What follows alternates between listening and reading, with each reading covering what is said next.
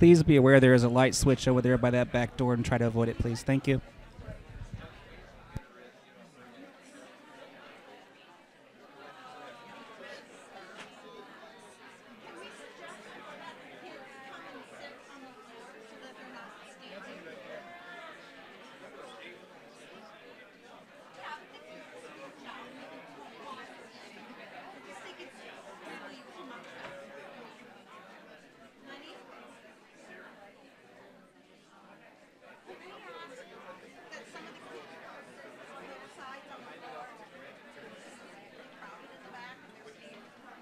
So where do you want them to sit? Because it's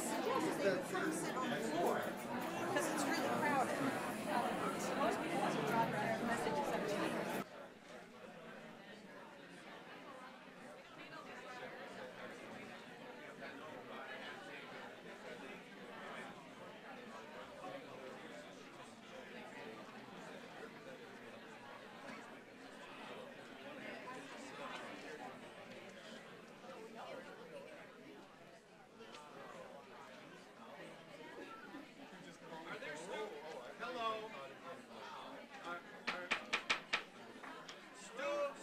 From the government class, is that why you're here? Come up front and fill in the space in front of us.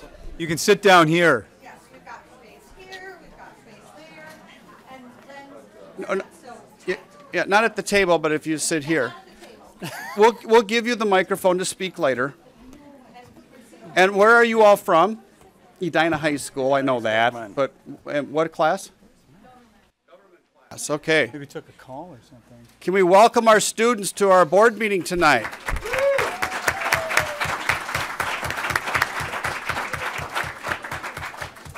Okay. Thank you. That way if there's a fire, we can still get out.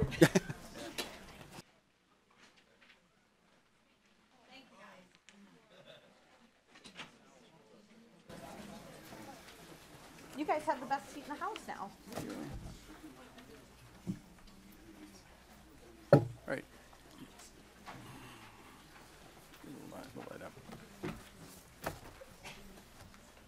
There's an empty seat, one up here.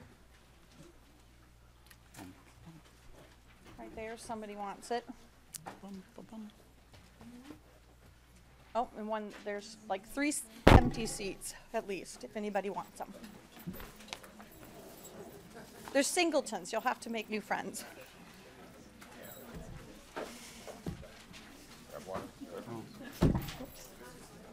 Come on. Let's go.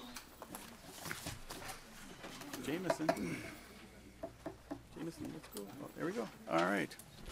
All right, welcome everybody. This is the Monday, February 26th regular school board meeting. We do have a quorum, and I call the meeting to order. We're going to start. John, if you could do a quick flyover of the key items. So since the last board meeting, the board has met on Edina graduation competencies, had discussion about that, and that's going to translate into a discussion later on around graduation requirements. Tonight's meeting, we're going to approve the minutes, of course, and then hear from audience members. We have a consent agenda with some work with the board and primarily working with advisory committees. And we'll have a quick presentation to update where we're at with safety and security in light of all the tragedy that's happened, especially in Florida, and the conversation that's been happening to let all of you know and let the public know that what we're doing with safety and security, which is always a continuous thing that we work on in schools, and reports and discussion. Dr. Smiles is going to have a presentation on middle school personalized learning, and then we're going to present in a first read the start and end time report. And then action follows with capital budget requests and some other things with asbestos removal and policy. So with that, All right, thank you very much. So I'll move this forward. The first agenda item is approval of the minutes. Can I get a motion to approve the February 1st, 2018 work session, February 1, 2018 regular meeting, and February 12th, 2018 work session? So moved. And a second? Are there any changes to the minutes? Hearing none, all those in favor of approving the minutes of the February 1, 2018 work session, February 1 regular meeting, and the February 12th work session, say aye. Aye. Any opposed? Motion carried. Next, we have hearings from members of the audience. So we do have a number of people that have signed up tonight. So what I'm going to do is I'm going to read 2 names at a time so that the second person knows when they're supposed to come up. We would request that you follow our policies, which means do not make any comments about individual teachers, board members, administrators, anybody at all. If you have questions or concerns about an individual, direct those to the attention of the superintendent. We ask that you keep your comments to 3 minutes. And the other thing is, with all these speakers and all these people, we would ask to have no applause so that we can continue to hear everybody as they come up. And so the first 2 people are, first will be Amanda Kerr, and next will be Ray Douglas. And Amanda Kerr has signed up twice, so I would request that she keep her comments to 3 minutes for the 2 items. No Amanda Kerr? Well, that'll be even quicker to keep it to. Okay, Ray Douglas is first. And then after Ray will be Faisal Derry.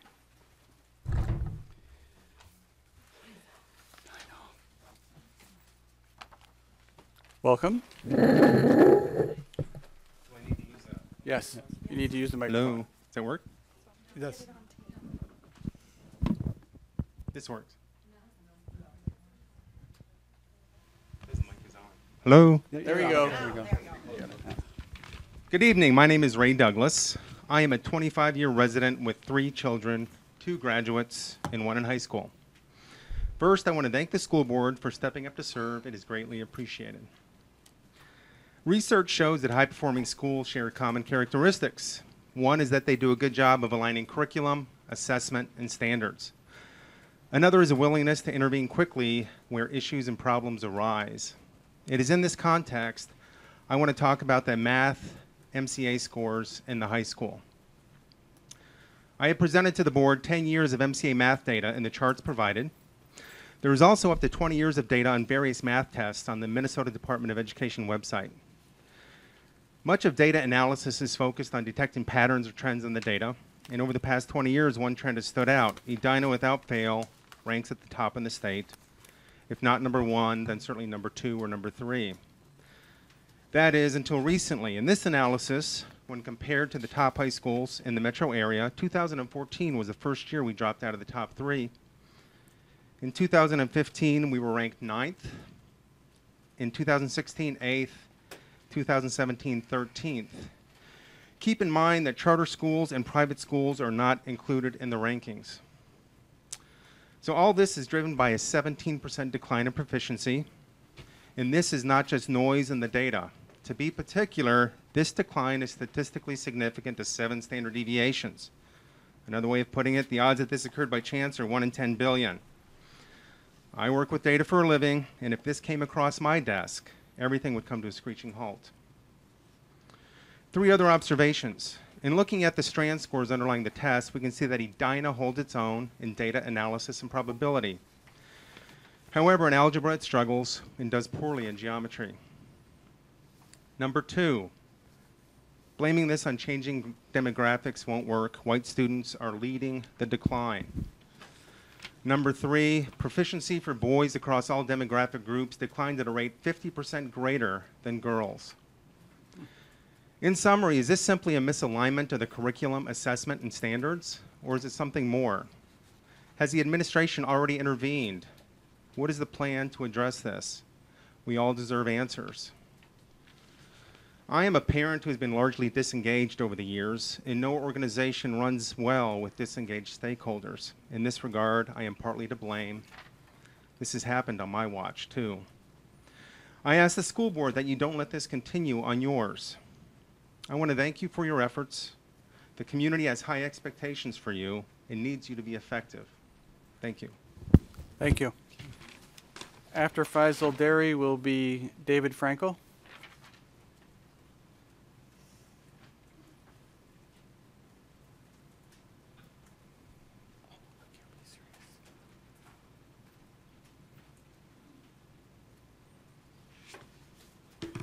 Welcome. Thank you. Good to see you again. My name is Faisal Diri. I am a parent of Edina Valley View student, 8th grader. And also I am a parent for a high schooler who recently transferred to a charter school. I would like first and foremost to thank the school board, and also I'd like to thank the administration and teachers. Lately, public service sometimes seems thankless, but we appreciate your public service and efforts and time.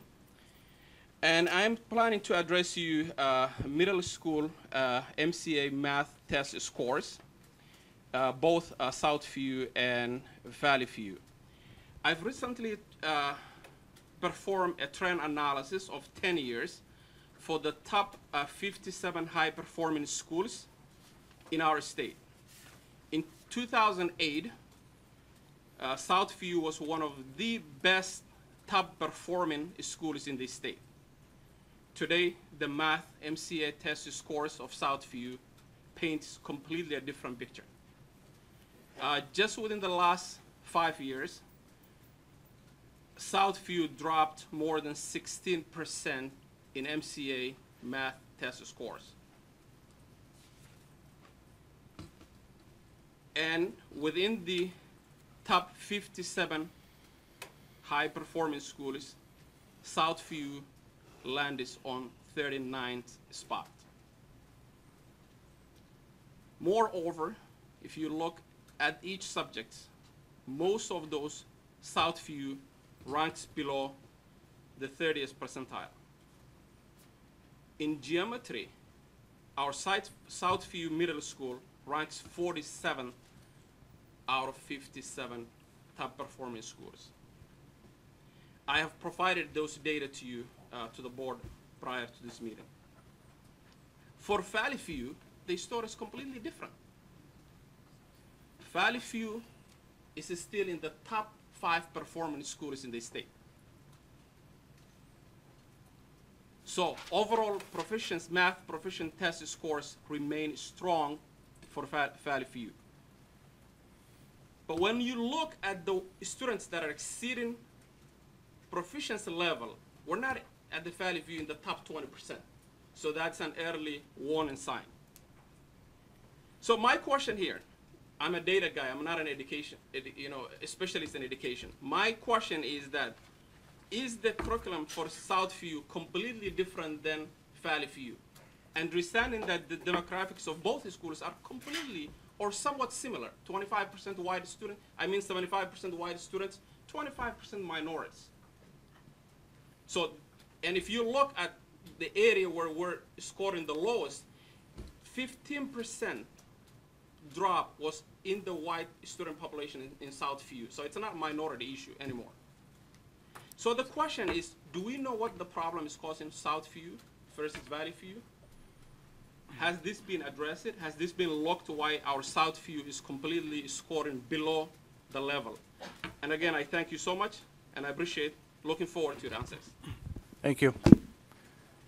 After David Franco will be Suma Kennedy.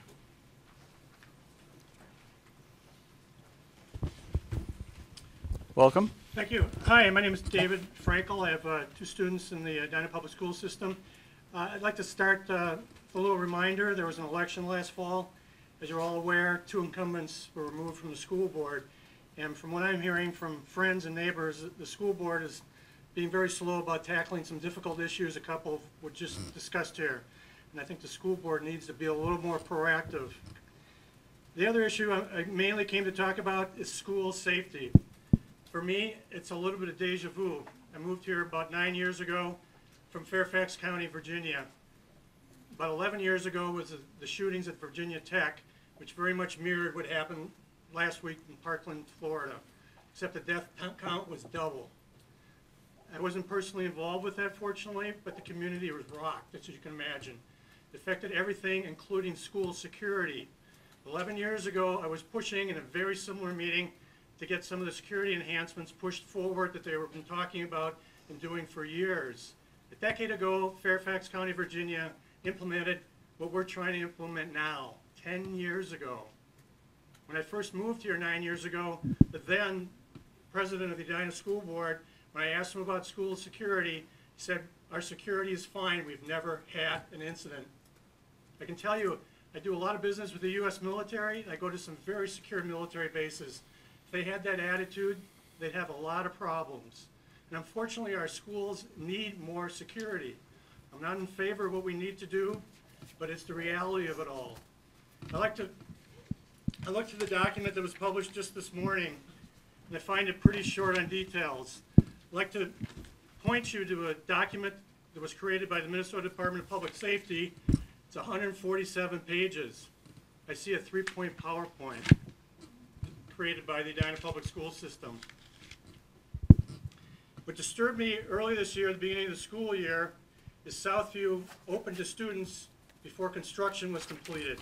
When I called the City of Edina Inspections Department, they said they were under pressure to open the school. So I saw men working in construction equipment while students were walking within them. Very dangerous situation. Also, during the construction of the high school, Kraus Anderson built an illegal holding pond on the hill behind the high school. I called the 9 Mile Creek Watershed District, and the pond was drained and removed. It was extremely dangerous to have an illegal holding pond above playing fields where children were on. And somehow nobody at the school seemed to know that was happening. I'd also like to remind the school system, because the City of Edina was unaware of this till I told them, Minnesota state law, Minnesota OSHA, requires every organization over 25 people, which would include the school system, needs to have an employee safety committee. And they have to meet on a regular basis. This has been on the books for about 10 years. This is nothing new. What I'm getting at is Edina, just like Bloomington Public Schools, Blake Public Schools, have a full-time safety security person. Edina Public Schools has a whose turn to wear the hat of safety. It doesn't work that way. There's just too much going on. Lakeland, Florida, the game changer that happened, I don't hear being discussed here, is the fact the shooter pulled a fire alarm. That has never been done in the hundreds of school shootings in the United States before. They literally set up children to be a shooting range. And there has to be a discussion if we really need to have fire drills. I don't hear that being done. The other thing on this document that came out today, there's nothing about social media. It's all physical security. If that was a point to this document when I was done, I'll just read one last thing. A friend of mine works in public service as a first responder trainer, and he has a tagline on his email that says, if safety isn't first, it doesn't matter what's second. Thank you. Thank you. So, Sue McCannetti and then Tara Tilbury.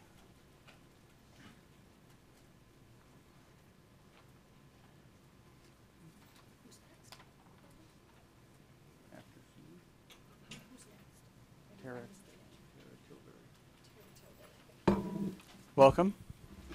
Well, thank you. Can you hear me? I'm sorry for the raspy voice. I'm getting over a bad virus. Anyway, hello, my name is Suma Canetti. The current political climate is unmistakably polarizing and has successfully set the agenda for a very conservative media sphere. But unfortunately, it's also influencing our children's education. I'm here within this context to talk about the English curriculum. I'm a mother of 2 Edina High School students in grades 9 and 11 and live in Edina, so I think I'm well positioned to comment on the education they receive at EHS.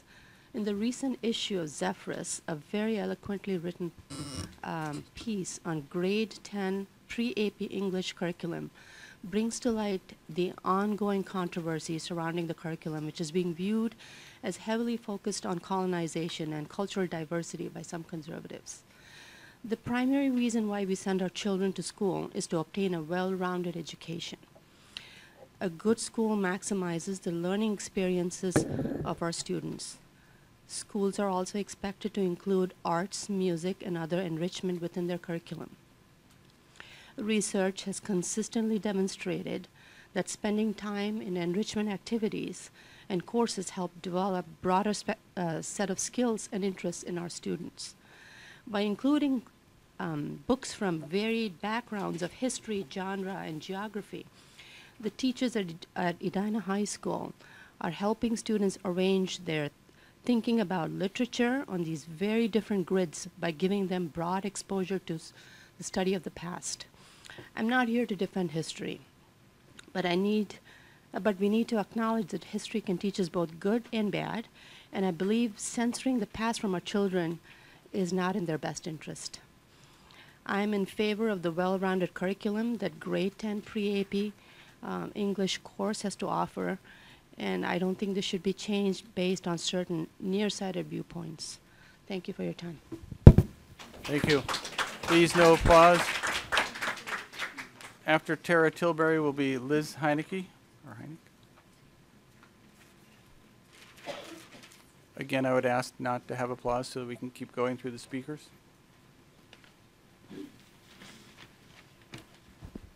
Hi. Is this on? Welcome. Can you hear me okay? Yep. Okay.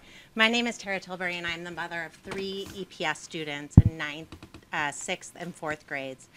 I'm here today because I'd like to provide some brief feedback to the board on my son's experience in pre-AP English 9, and also share some concerns I have about the transparency of the forum reviewing the pre-AP English 10 curriculum. First, I just want to share with you how pleased and delighted my husband and I have been about the quality of teaching that my son has received so far in his pre-AP English 9 class. Sorry. We, like many families with students at EHS, have paid close attention to the news that's been out there and the criticism of our English department, ranging from not enough writing and grammar to kind of full-on political indoctrination. And so, of course, we've had a heightened focus this year on our son's experience. And my son's teacher and the curriculum have been outstanding. He's engaged, he's fired up about learning. And I don't know if there's any 9th grade students in here, but I, in an effort to prove my superior grammar skills to my son, have taken all of the grammar test quizzes, and they're legitimately hard. So when my experience has been so positive, and yet I hear all these concerns about classics and rigor and literary merit and Lexile ranges, I get concerned because those words aren't the words that I was used to describe the value that I've seen in my son's teaching so far this year in AP 9. I would use words like engagement and critical thought and robust analysis. And I don't think I'm an outlier when I say that as a parent, I believe that there's absolute value in reading works that challenge my son by more than numbers and standards, but also that challenge him as a person and as an independent thinker. I read Things Fall Apart in college. It changed my life. Its Lexile range is 890, right? It's not a high Lexile range, but it's a book that can change your worldview. When I heard about the forum a couple weeks ago, I inquired with Mr. Beaton about joining. He's very responsive. In the meantime, the Zephyrus article came out that shared more information about the forum. And after reading it and reviewing and doing some additional research, I just became concerned about transparency. I have a rising 10th grader who may be directly impacted by this curriculum next year. And I have a lot of questions. You know, how did it get started? Who was chosen? How did parents find out about it? I miss emails. I've got kids at 3 schools. You know how many emails there are. Did I miss an email? Is it open to new members? Will it make recommendations? How will others have the opportunity to review and comment? You know, this is an issue that's been polarized, and it's been picked up all over the news. The, articles about our 10th grade curriculum have been in Breitbart. And so I really encourage the board to work with the administration to ensure full transparency, membership criteria and qualifications, scope, representation of current, past, and future students. I appreciate the additional transparency that we received tonight during the Q&A. I think that's very helpful. But I think whenever we have these unique or potentially complaint-generated curriculum reviews, we need to make them open and available to all interested parents and students. Thank you. Thank you. After Liz Heineke would be Janet Katui. I apologize if I butcher the pronunciations. Welcome. Hi, I'm Liz Heineke. I am a parent at Edina. I have 3 kids at Edina schools. I have a junior, a sophomore, and a sixth grader. And my kids have had, I have to say, English have been some of the classes that they have really liked in school. And they are smart, curious kids that are engaged. And they have had to work really hard in their English classes. So I am here, thank you for listening. I am here to support the English teachers at Edina High School. And I'm here to support the current curriculum that is being taught that combines modern, diverse literature with the classics to give them an education that will really take them into the future rather than miring them in the past.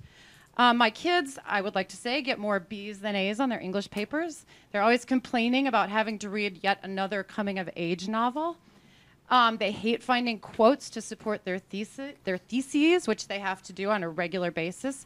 But they are fantastic writers. They are far better writers than I was when I finished high school. And I grew up in a college town and had a good education.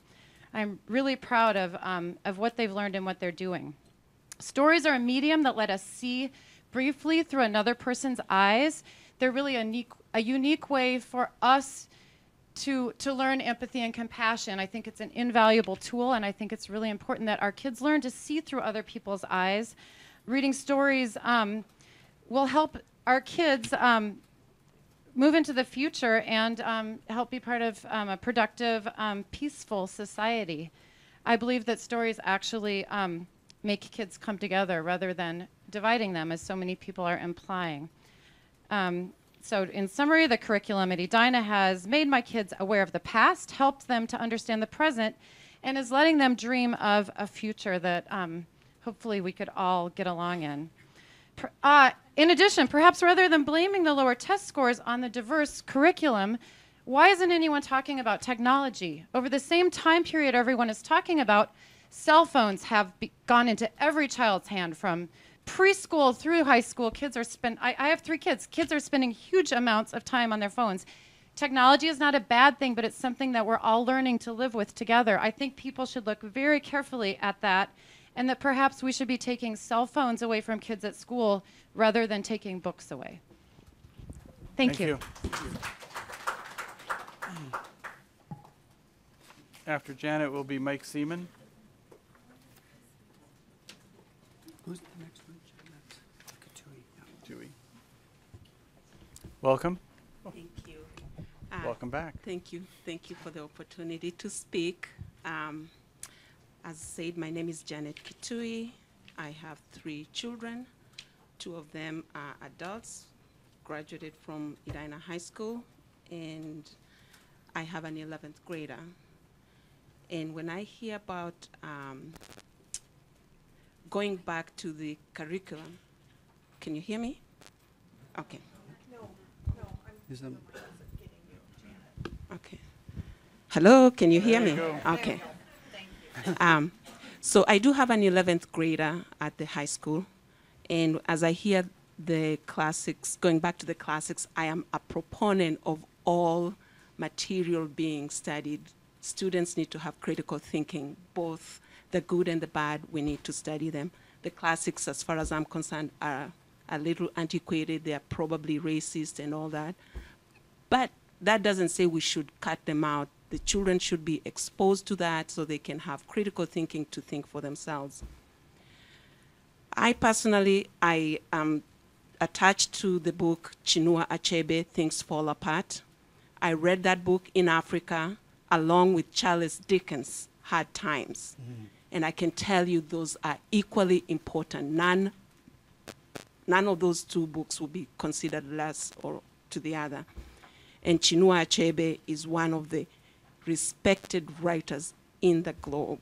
So trying to undermine that book truly is gross injustice. So I would ask the board and the curriculum developer to critically think through about retaining those books because they are valuable. Our students are going to be future leaders. They're going to run the corporations. They're going to be on a global stage. It is important that they get to be exposed to all points of views.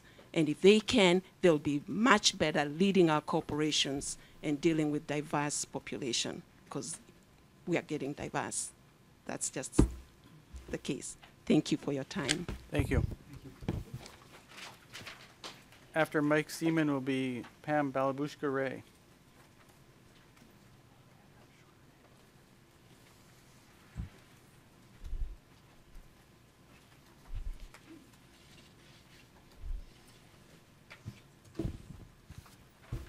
All right, it's Mike Seaman is my name, and it's rather encouraging to see the 4 candidates that I listened to in the forums a couple of times last year. So congratulations on being here, and I'm looking forward to the good things that I hope will occur.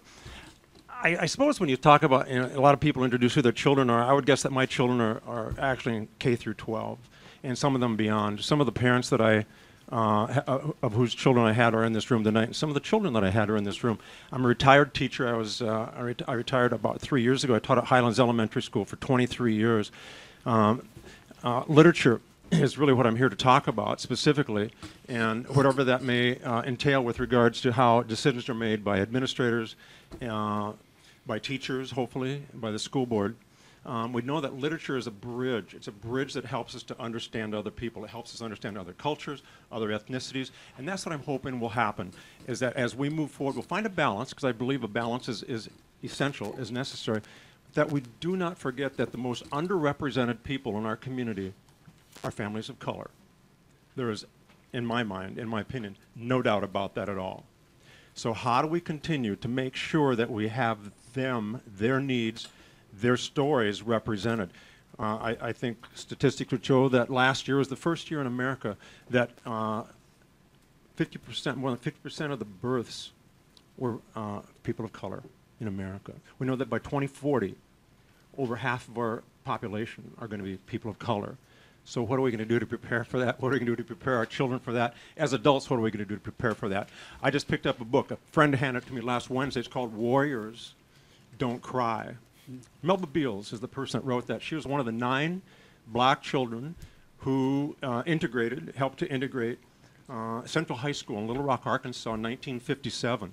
The story is absolutely enthralling. It's horrifying. If you haven't read it, I highly recommend that you do read it.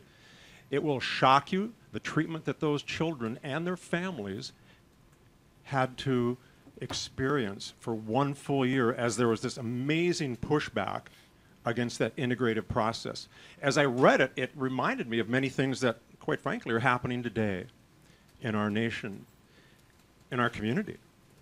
And I would hope that as we move forward with regards to decision making, and whether it's going to be history curriculum, social studies curriculum, literature curriculum, language arts curriculum, that we'll keep in mind the needs of those families. Books that I loved, obviously, I just said Warriors Don't Cry. Ta-Nehisi Coates has some amazing books out.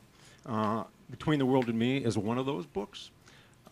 Michael Eric Dyson, Tears We Cannot Stop, is a rather incredible book. Waking Up White by Debbie Irving is another one. Bury My Heart at Wounded Knee by Dee Brown, I read many, many years ago. It's incredible. And A Good Time for the Truth by Sun Young Shin, which includes 16 authors from Minnesota, of which we have some in our community. So those are books that I hope you might consider, and overall the bigger concept of addressing equity in our community. Thank you. Thank you. Next, and Pam, you get to be our last speaker. Where are you? There you are. But not least.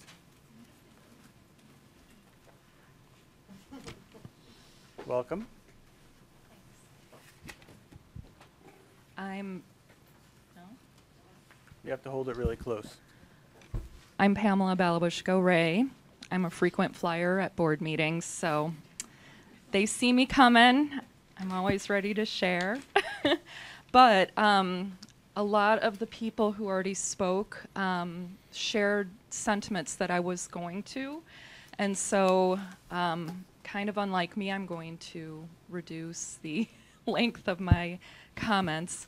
I'm very concerned about what's happened with the 10th grade PAP language arts class. I have a 9th grader, so she will be headed to this class next year, or apparently a version of it. I don't know if people are aware, but classes get reviewed on a cycle, and the cycle has a schedule. This class, because of the pressure that was put on this district, has been moved up in the cycle by years. And I think we need to, as a community, ask if that's okay. If it's okay for our district, where we're supposed to have transparency and we're supposed to be able to expect what's coming around the corner, because of pressure from a group of people, has that kicked to the curb. I think it's a serious question. And while the board does not have control over curriculum, process, procedures, policies are under your control. So I'm going to ask that that not happen again, unless you're willing to change how things are done and let the community know that that's what you're doing. Other people did express a lot of the other things that were important to me. I do want to say, I was speaking to a friend, and we were talking about the classics, and she said, "Whose classics?" And I thought that was such a good point. Narrowing down our children's exposure to American classics is too narrow. We need to be thinking on a global level for literature in order to prepare them to be a part of this world. And as a mother of a black child, I sure as heck want to see him represented in the literature that he studies in school. So thanks everybody who spoke before. I'm always amazed at the thoughtfulness of our community. So thank you. Thank you. So that does conclude the public comment period. Again, I'm going to remind people that we do have a 6:30 Q&A session. The last two board meetings, this one included, we've had people attend. We've had a discussion based upon questions, and so I do invite people to participate in the Q&A if they want. What that does require is that you submit your question 1 week in advance to the district. It will then be reviewed, and if your question is selected for discussion, then you'll be notified. There are certain questions that come up that are subject of topics that don't fit well within the 6:30. If you're not selected for the 6:30, the course can come to the 7 o'clock. And so again, thank you to all the speakers. We do appreciate the input. We are going to move on to consent. Chair Wallen-Friedman, before you go any further, I want to add to the community's statements. Last week was School Board Recognition Week in the state of Minnesota, and on behalf of Edina Public Schools, I would like to publicly thank all of our board members for devoting their time and their energy to support quality education in our schools. In representing our community, they face complex challenges, and their actions have far-reaching implications. They face endless meetings, they review and study countless reports, and they make difficult decisions. They provide leadership on district funding, academic programs and achievement, school facilities, and many other critical issues, and share the common goal of providing a positive learning environment for all of our students. So tonight I'd like to acknowledge, and we all should acknowledge, the diligent service of Eric Allenburg, Matthew Fox, Amir Gharbi, Ellen Jones, Owen Michaelson, Sarah Patzloff, and Leny Wallen-Friedman in this challenging and important role. We are fortunate, very fortunate, to have these talented and dedicated people working on behalf of our district. So can you give them a round of applause?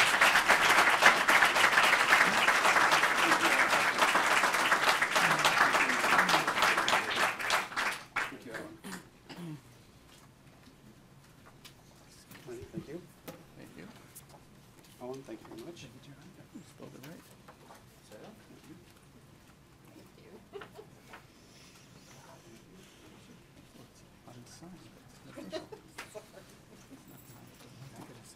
Yeah, apparently. All right. Thank you very much. We do appreciate that. So I am going to move on. The next agenda item is the consent agenda. Are there any items to remove from the consent agenda? If there are none, can I get a motion to approve the consent agenda? So moved. All in favor of approving the consent agenda, say aye. Aye. Any opposed? Motion carried. Next on the agenda is a presentation by Steve Buettner. And John. So tonight, with the tragedy that happened in Florida, and we heard speakers tonight talk about school safety, we wanted to give an update on security at Edina Public Schools. Security in schools is something that is constantly looked at. John, can you please grab a mic? Oh, I need a microphone. I always forget. I've got my teacher voice going. I think it works. Everybody heard me back there, though, right? Yeah, they didn't hear me on the computer, though. So for 30 years that I've been in education, crisis management, drills, and what we do in emergencies, and how do we maintain a secure school system has always been in the work of our staff. And coming from another district just west of here into Edina, it's no different here. Edina has wonderful systems in place, drills in place, and as I entered into this position, I asked, where do we improve? And there's always places to improve, and you're always thinking. Unfortunately, the events that happen in Florida give us more things to think about. So we are in the process of doing that this year in Edina to think about, especially with all the new construction we've had, how do we look at those buildings differently? So one of the things we've done is we're going to train our staff in what's called National Incident Management System. It's put out by FEMA. All of us as leaders are going to be trained in what's called Integrated Command, which means we learn how to partner with the site that is having the drill, the crisis, and then they also integrate with police and fire. So we are working with an individual who worked in Hopkins. His name is Paul McCullough. He's a retired Bloomington police officer who's trained in this. He and Edina Police and Fire have been walking through our buildings, identifying how we do drills, how do we manage crisis, how do we keep a secure school. So tonight, what we thought Steve and I would do is give you a quick update on where we're at with security, the things, kind of the nuts and bolts. Know that these drills will start taking place soon, within the spring, and hopefully your students will come home and talk about what those all are about. So, so with that, we thought we'd give you a quick presentation of the nuts and bolts of security and safety. So, and I'm going to turn it over to Steve to lead this part. Thank you. Steve, by the way, is the administrator overseeing this, and but we have a team of people, including our lead team, as well as all the principals and other individuals in the system that work closely with Steve in this work. Thank you. Good evening, Superintendent Schultz, Board Chair Leny, Wallen-Friedman, board members. Tonight, as Dr. Schultz said, I'll be providing an update on the security. It is a high-level update. It is not down in the details because, one, those are constantly evolving, and two, those are things that we keep on file, we work, and we have on file, but we don't necessarily share all the time all that information to all of our public. But before I begin, I'd just like to say that the coordination of the security enhancements is probably one of the saddest jobs that I have in this district. You see, I grew up in the 70s when we drilled for tornadoes, we drilled for fires, and occasionally we drill for the duck and cover in the Cold War. And I never thought in my wildest dreams that today I'd be standing here talking about having to defend our students and our staff from an active shooter. But though that is sad, I want to assure you that myself and the district, every member of the district, take this work very seriously. And our entire district is committed to ensuring that our students and staff are safe while in our care.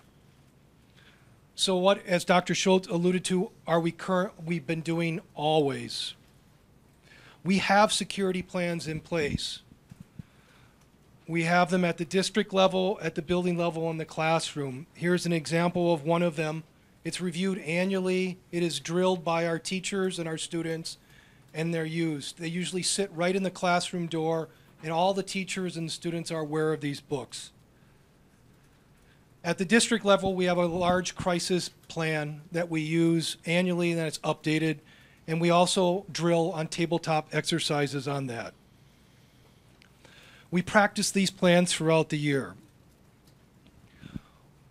Our staff wear their badges at all the time, and that might seem trivial, but what that does is differentiate someone who should be in the building from someone who shouldn't be in the building. It allows us to address and assist those people if they should be in our building, and it allows to deter people who shouldn't be in our building. And as a community, we always try to balance a welcoming, learning environment with a secure, safe environment.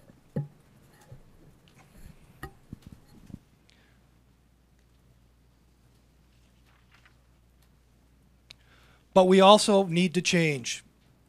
In my business, we have a process called continual service improvement. And much like continual service improvement in technology, we're applying that given that our changes are happening with the types of emergencies we have as well as the new facilities we have. I'm going to talk about 3 areas tonight: facilities, policies, and practices. The first one, of course, is our facilities, which we all know have changed significantly. You'll see when you come in that we've created secure entryways and are building secure entryways in all of our buildings. These entryways consist of double set of doors and a third door that leads to the office. These doors can provide program, locked access, and restrict staff and guests so that they're funneled into the office. The ability to access our building is restricted.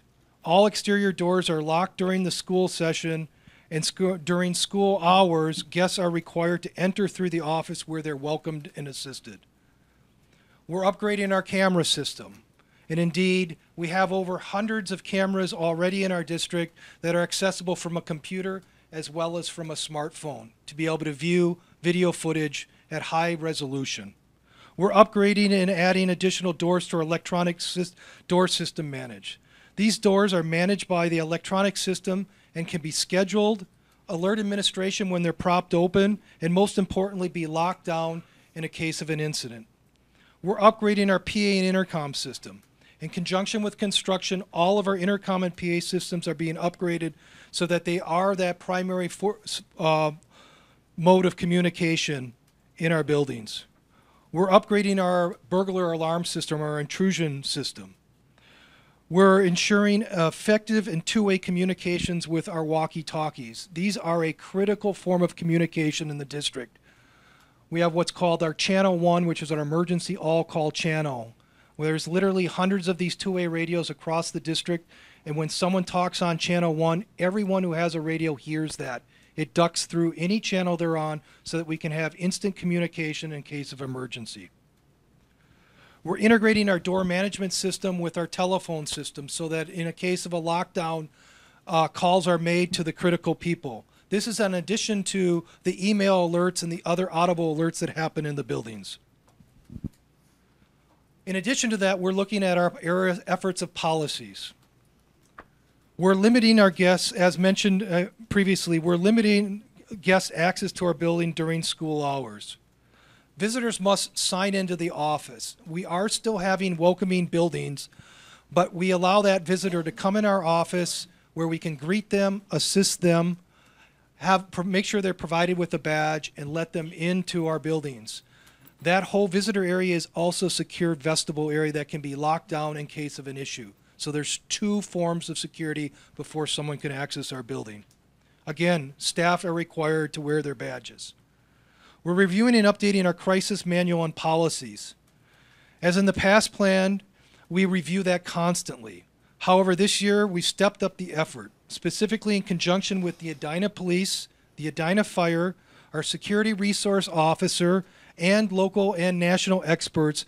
We're met with every school building leader and their safety team to review current technology plans, neighborhood and traffic issues, building and ground and utility issues, visitor access and control, and communication. From this work, we will be upgrading the plans, building out our plans, and identifying areas of improvement. And as Dr. Schultz mentioned, we will be establishing clear lines of command and communication by most likely adopting the ICS model. Finally, facilities and policies are only as good as how well our staff and student know what to do in case of emergency. And so practice will be critical in our security plans. And to that end, we will be enhancing our emergency response practices to address evacuations, lockdowns, severe weather, shelter inside, and shelter in place. To ensure that we're leveraging best practices around the nation, we will be working with our district administration and these experts to apply best practice for these scenarios. We'll come up with standards to work with throughout the district, and so that our community partners, our police and our fire, are able to be side by side in a case of emergency. We'll be working with them to ensure that they have access and will be able to address issues instantaneously when they happen. We'll train and conduct tests on our building lockdown systems, which are already in place. And finally, we'll be training with all of our staff. Have you seen and heard many times, it has been the action of our teachers and educators that have saved lives in emergency situations. Therefore, it's critical that we work to ensure staff are always aware and trained of these situations and how to respond in case of emergency. As you can see, Edina Public Schools has a long practice of ensuring the safety of our students and staff. Though we hope to never have to see these types of emergencies that have occurred in other schools, through continual improvement, we will adapt and change so that if an emergency occurs, our families and infrastructures, our facilities and infrastructure will be in place. Our policies will guide us and our community partners on how to act, and our practice will ensure we all know what to do. Thank you. Thanks, Steve. And I'll just add to the board discussion that once we get some of the buildings walked through with the new construction, and then talk a little bit more about turning this safety and security in the different directions, we'll get a work session which you can get more detail as to what that's about. So, but wanted to give this to you. I would also add, I got an email today from the state, and they're actually putting together a task force to, as a result of Florida, to look at what support the state and other experts can give us with regards to threat assessment. So that's one thing. The other thing is they're also actually asked for our facilitator or our consultant's name to work with the state. So I think we're moving in the right direction. But it's something that we will always work on as a superintendent. It's always something that I will always do as long as I'm superintendent in Edina. So, thank you, Steve. We appreciate the update and the work. We are going next to reports and discussion. The first report and discussion is personalized learning, middle school.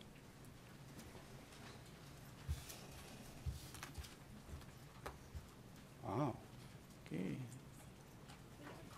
Looks like we didn't have enough seats. So Randy, you can sit on the floor. That wouldn't be good. So Randy, you don't want to sit on the floor up front here? I probably will skip that part.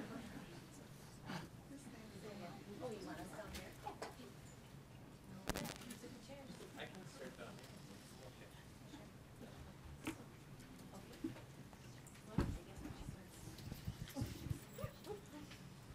Good evening, Chair Wallen-Friedman, Superintendent Schultz, our school board members and our community members. We are excited to be sharing some of the work that has been happening at the middle school. We have a number of staff and students as we get organized here to share some examples of some of the personalization that's occurring at our middle schools. The purpose of tonight's presentation is really just background information. There's no decision or action being requested by the board. There is a more in-depth written report that was submitted to the board packet as well with additional information. And I just want to start by saying that personalizing the learning experience for all students is really what great teachers do. It's not a new concept. It's existed for a long, long time. There are specific strategies that are being employed, which you'll hear a little bit about this evening. But it's really about capturing excellent teaching and learning environments and trying to replicate and continue to grow those so that all of our students are engaged at a maximum level and are learning as much as they possibly can in the time that we have them. My name is Randy Smousel. I'm the Director of Teaching and Learning. We also have Katie Higgins and Missy Zenner here this evening from Valley View Middle School who will be presenting. And we have Michaela Liu and Tricia Pettis from Southview Middle School. And do we have Ryan Carlson? Ryan Carlson is back here in the back, and Ryan is also presenting. And then we have Janie Shaw, one of our parents over at Southview. And then we may have a few others that are absolutely able to answer questions. I see Sean Dudley sitting over there, so it's going to be fun as we go here. So the purpose, again, of this evening on our second slide is to update the school board on the progress of implementing a core strategy from our strategic plan. If we go back to 2012, I believe it was the spring of 2012, the personalized or the strategic plan from the school district was formalized as you see it now on the website. And one of those core strategies that was articulated is that in our district, we will work toward personalizing the learning experience for all of our students. This presentation this evening is going to be part of a three-part series. We'll come back next month to talk a little bit about some of the work done at the high school, and then we'll conclude in April with some examples and some work that we are moving towards at the elementary school. I would also like to kind of reintroduce our 4 personalized learning coaches, Missy and Katie from Valley View and Tricia and Kayla from Southview. And part of the role of our personalized learning coaches is really to support teachers, to help them see examples of better ways to engage students, better ways to improve learning. And they do a lot of coaching. They also do a lot of leadership around professional development and lead staff in those learning opportunities. And lastly, they're a great advocate for communication with parents, with families, with community members regarding this experience that students are having in the schools. So just as an overview, when somebody says, well, what is it? What is personalized learning? Like, what does that mean? And I know that we've spent several years dialing in on the definition of this and trying to get more specific on what exactly is it. And we have dialed in to this core, these core 3 elements that represent what we believe personalization is in Edina moving forward. And it represents proficiency-based progress, which is really about the students understanding which standards they've met and which ones they have yet to meet. It's really about understanding how to demonstrate my learning so that it can be really clear that I have learned what it is that I need to learn. It's not about checking off all the assignments. It's not about getting all the points. It's about ensuring that students actually can demonstrate understanding of those specific standards.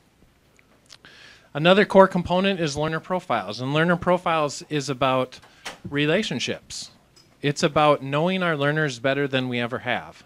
But it's not only about knowing our learners, it's also about helping learners get to know themselves. Because ultimately they're going to leave us, as sad as we are about that, they are going to leave us. And they need to... Looks like they're leaving now. Right. Don't leave yet. It's not time. But they're going to leave us, and they're going to be leaders. Okay, then stay. Okay, you don't want to miss this. Okay, they're going to be leaders of their own learning, and they already are from a young age. But as they leave the system, they really need to have skills around knowing how to learn, unlearn, and relearn throughout their life, because their jobs are going to look so different than jobs in the past. And so really establishing strong relationships with our students and knowing them well and them knowing themselves is a key component. And then lastly, working together to build learning paths that are meaningful and engaging for students. And that includes helping them in finding ways to access information, engage with content, and express learning. And we'll hear more about that from our coaches in a second. So what's the end goal of all this on our next slide?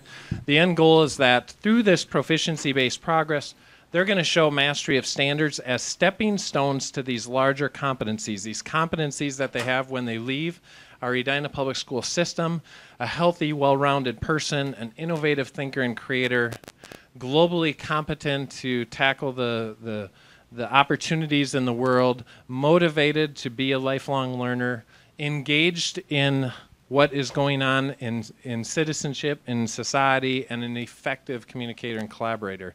Those are all major outcomes of Edina Public Schools, and a proficiency-based progress model will lead to those outcomes. With that, I'm going to turn it over to Missy and Katie and talk a little bit more about learner profiles and some of the work they're doing at Valley View. Thank you. I am Missy Zenner. Learner profiles are one of the 3 key components that Randy just explained. And learner achievement and growth refers to the learner's standardized test scores. We have been using those for years. We do analyze those. We look over the strands we did not meet, and then we adjust our curriculum in that direction. However, with personalized learning in the last few years, we've been having the kids do My Snapshot. And so they look at the data themselves. Lucy, can I just have you stop a second so we can have the kids get out? I understand. I have a senior at high school. Good night.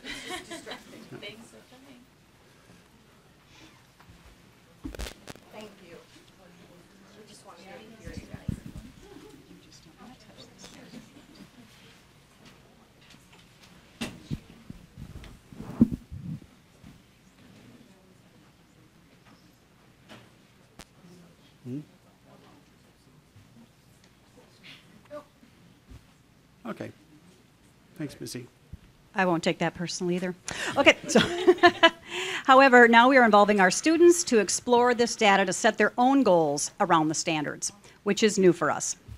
There is so much more to our learners than we already know than just their test scores and the remaining bullet points, learner preferences, interests, and reflections.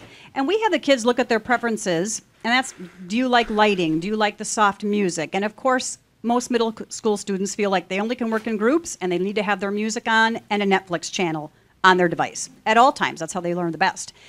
So it's our job then to guide them through that and say, well, actually, there is some music you can listen to, and it might be called classical study music, and you might be able to use that if you've already have a mastery of that content.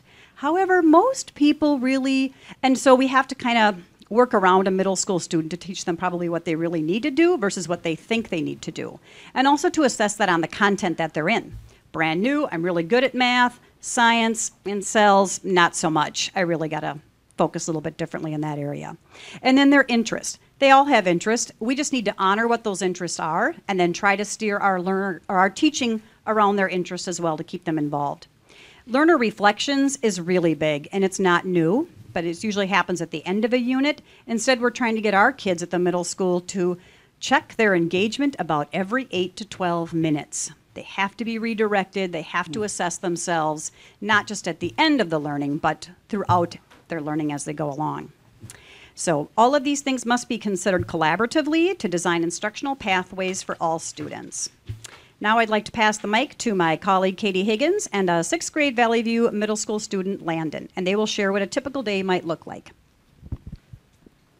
It's our turn. I am so excited that Landon is here to really talk a little bit about his 6th grade experience. I think we're going to learn more from him than maybe any of the grown-up teacher talking points. So Landon, my first question to you is, can you tell these fine folks a little bit about how we use data in our class? Well, we use our data to show us what we need to work on and kind of what's working best for us and how we can improve in our learning. And can you take a minute to just talk a little bit about how we reflect on our learning in class? Well, we reflect by filling out a survey on what we did today and how much work we got done, so we can know how that's working for us and if it works well, and if we can make a different choice next time that'll work better. Thank you. Those reflections are so helpful, not just for our students so that they know if they're hitting learning targets or not, but they're also very helpful for me and my reading colleagues as we plan the lessons going forward. On this next slide, you can kind of see some different the slide you just had on. Thank you. We use those student reflections along with formative assessments with our students and to determine what the next steps are for our classes on a daily basis. We might notice that students need to master some help mastering a particular skill, so we can address those next class period by creating some of these different learning paths that you see on the screen. One option is a teacher seminar. In that particular picture, it's a picture of an 8th grade math lesson. They're learning about angles. That's when you need to do whole group instruction to a large group of students. Or we might need to create an option for a group or a group flex or a coaching session where a teacher would meet with a smaller group of students who are really targeting a particular skill. And sometimes it's kind of fun to work in our group and to interact and access information that way. It works sometimes for students. And that last picture on the end is an individual flex. Those students are working individually to make edits to a paper where they're improving or they're justifying how the characterization in a novel leads to the overall idea of the plot. So Landon, one more question for you and these fine folks. Can you talk a little bit about our last reading unit in the book we read, Seed Folks? And can you talk about how you like to learn and why you like learning that way? So in our last novel, The Seed Folks, there was different chapters we had to read and vocabulary. So there were different options that we could do for that. So we could do a teacher seminar where we'd kind of go over everything with the teacher, a group flex where you can read and do the vocab, and you could also do that by yourself. I like doing that in individual flex because I get to work at my own pace and kind of get things done the way I like to do it. Thank you so much. It was fun to hear how you talked about personalized learning and really that you know yourself as a student. Thanks for sharing.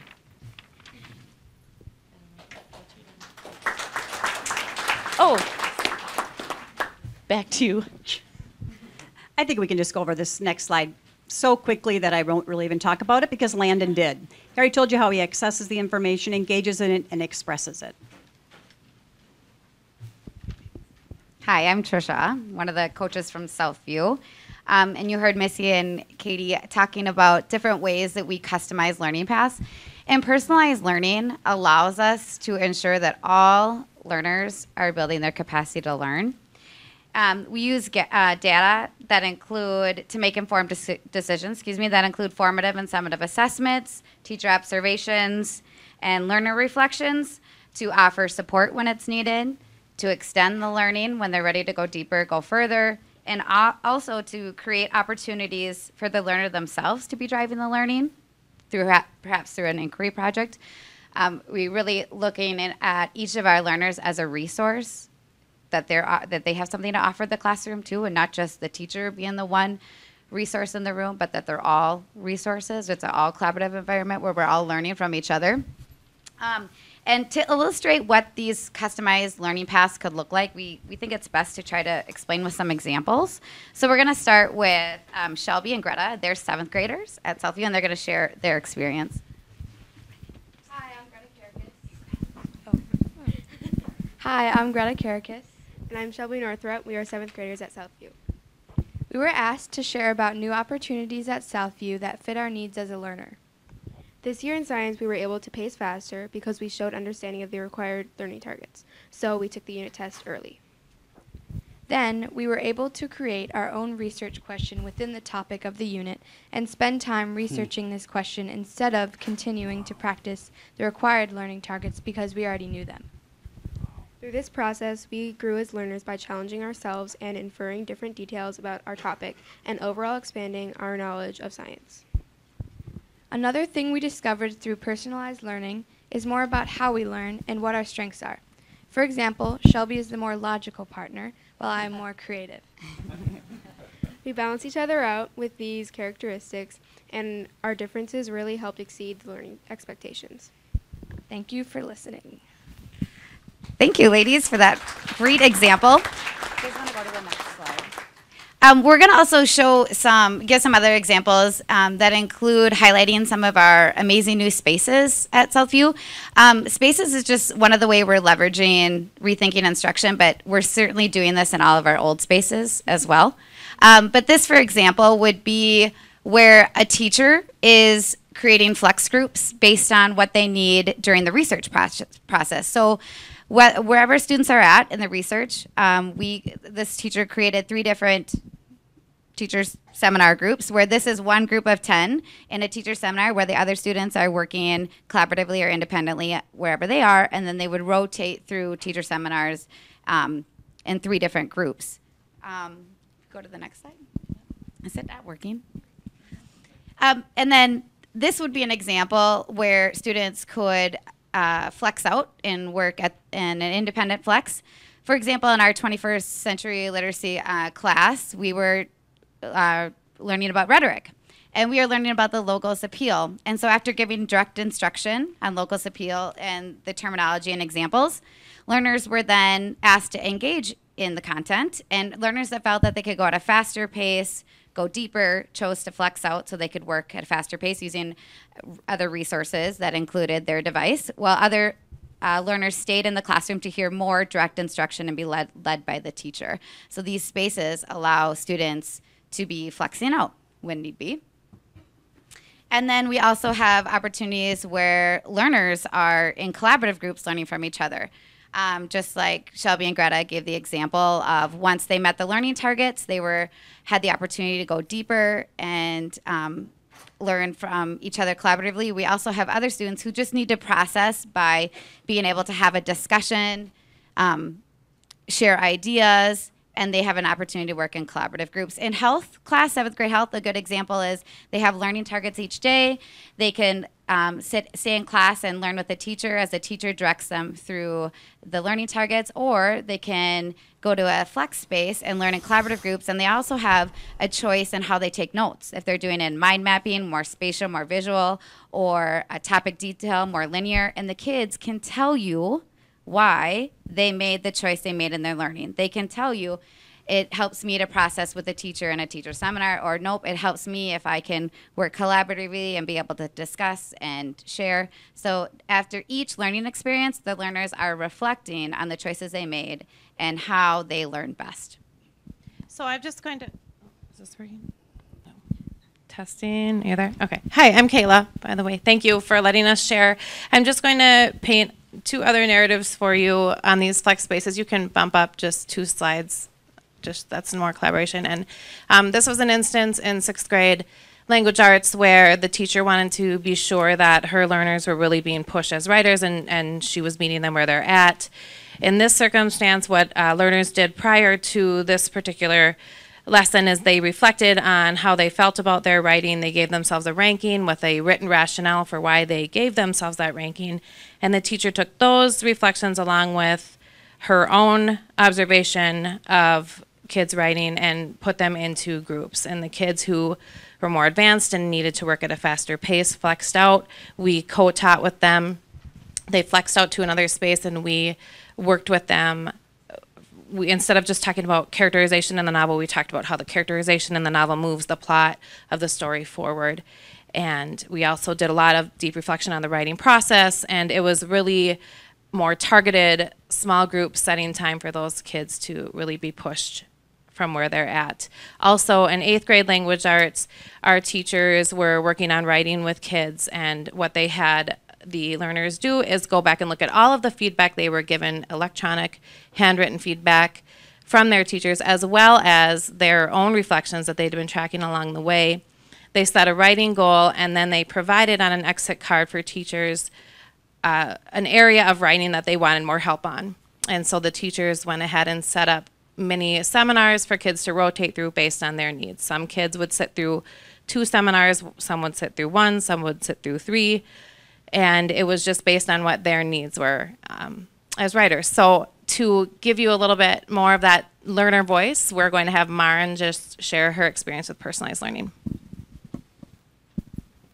Can I stand? Okay. Hi, I'm Maren Fullerton. I'm in 8th grade at Southview, and personalized learning has really been an experience that engages me and has really taught me a lot about myself and my learning preferences. And I know now that I can use all of the 3 options, which is teacher, seminar, collaborative, and independent, but there are some, I guess, criteria that I need to work in all those settings. And for like collaboratively, if I want to work with a partner, I know that that partner has to move at my pace or it's hard for me to stay engaged. And individually, it's really easy for me to do that because I can work at my own pace, which is fairly fast, and makes it really easy for me to stay engaged in my learning when I can move faster than maybe a teacher seminar would. And just one example is in science, I know that I want to be a space scientist. I don't know exactly what area I want to be, but I know that I want to be that. And so in science, we were in this energy unit, and there was an option for an enriched course. And so I took that, and at the end, we moved through the normal curriculum in a way shorter amount of time than the usual class would. And when I got done with that, I got to do an independent research study project. And it's the energy unit, and most people were choosing to do things like mechanical engineering kind of stuff. I chose to do a research project on the sun because that's really something that I'm interested in, and astronomy, that's kind of my thing. And so it made it really easy for me to stay engaged, and I went above and beyond, and I was doing work outside of school because I was interested in it, and not just because it was something that I had to do for school. So that's really what personalized learning does for me, and I know it's engaging for other kids because even if you're not a student who's interested in a certain unit, you can choose to be engaged by choosing a topic that interests you. So I think personalized learning is a really good option for all students.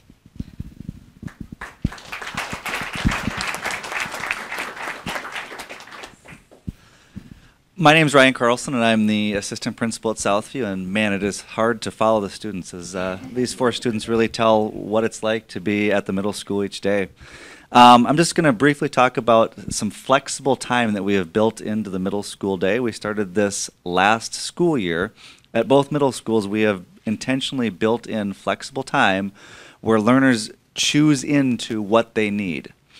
And one of the great parts about this is that teachers are still a part of this process. They're working with students to help give guidance on this, and we can even put up some guardrails, meaning we can lock students into a session if they need it. But our goal is to create powerful learners that know what they need.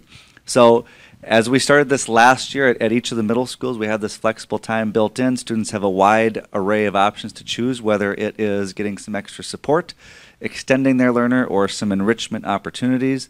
And that proved very popular with our learners and our staff last year. And as we've gone on to this year, we're trying to find more ways to incorporate and build in this flexible time, as it's been really valuable for our learners.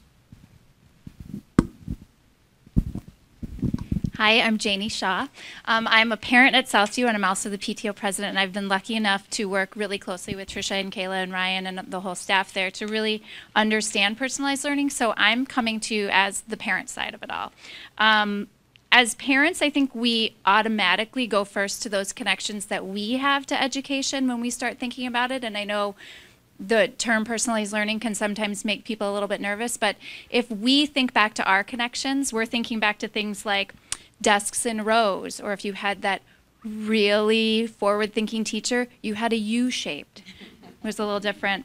We're talking about teachers. I can remember looking at lesson plans, and they had their book set up for the entire year with the exact pace that everybody was going to go on day to day to day. And really, at that time, the only personalization I can remember was maybe you get to choose which book you're going to do your report on. There wasn't a lot of opportunity for us to really shine as much as I think kids are now. I think that as a parent, I've learned that I need to let go of these connections. I think when I let go of these connections, I can see that, first of all, nothing is lost. And that a whole lot is gained for my child.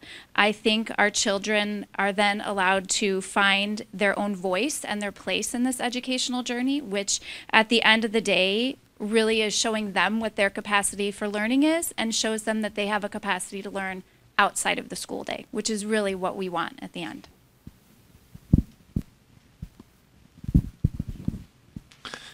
Wow. I'm not sure what to say to close that up. I want to do a special thank you to our students, Landon, Greta, Shelby, Marin. Thank you so much for sharing your story in this learning process. That's the vision right there. You described the vision for what it's really all about. It goes so much beyond a test score. Of course, test scores are important for accountability in school districts and systems, and we understand that, and growth is important. Equally important, and more important probably though, is the students' passion and interests and motivation and engagement. And that is very hard to grasp. It's hard to measure, it's hard to quantify. We're working on that idea, but it's something that we want to make sure exists in all of our learners as they move through the system, because otherwise we've done them wrong. They leave us and they're not as motivated and not as engaged, and school is drudgery. We have failed them. And it is about redesigning and getting better at the system so that it is better for kids. Lastly, I will say that on our last slide, we've been hosting numerous visits from other schools who've wanted to come out and check out what is happening at the middle school and what are you guys doing. And we've been receiving some incredible feedback from schools around the metro. But we also have staff that are being recognized and asked to present nationally now on some of these topics and some of the ways of discerning, of setting up these learning environments that they are doing in our middle schools across the system. We also are part of local and national collaborations with schools across the country, 47 schools in the Midwest, 7 schools nationally. We are partnering with them on trying to continue to improve learning, motivation, and engagement. We now have a personalized learning leadership design team across the district representing elementary, middle school, and high school administration and teachers. And part of that work was recently funded through a Hume Foundation grant, valued at about $10,000 that our district received to train some of our leaders on tactics and steps and action steps on how to implement this work. Lastly, I'll say that we're also reapplying for a multi-million-dollar federal grant this summer to support growing this work, and we are partnering with several districts nationally to accomplish that. Once again, I want to thank very much our teachers, our student presenters, our parents who are here this evening, and at this time open it up for questions that our teachers and our students would like to answer. So at this time, if the board has some questions that you'd like to ask this team. Thank you so much for the presentation, and it's always wonderful to hear from kids, and as a mom, it's great to hear from parents as well, their perspective. I'm just curious, maybe students, you can answer this. Your teachers referred to checking your engagement as often as 8 to 12 minutes. What does that mean to you? And if they need help, teachers jump in.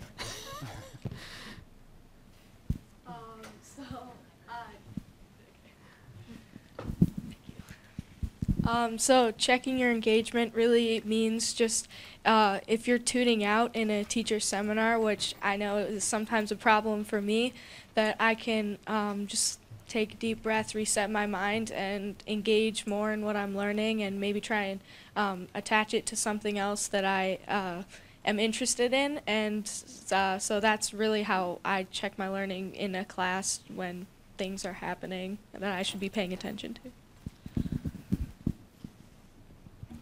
And that is this one on too? Okay, that is really a goal, and it's more than just like checking yourself in or out. That is the ultimate goal. You want students to do that, but it's to help teachers get away from allowing 84 minutes to pass and realizing that student didn't do anything that hour or that block.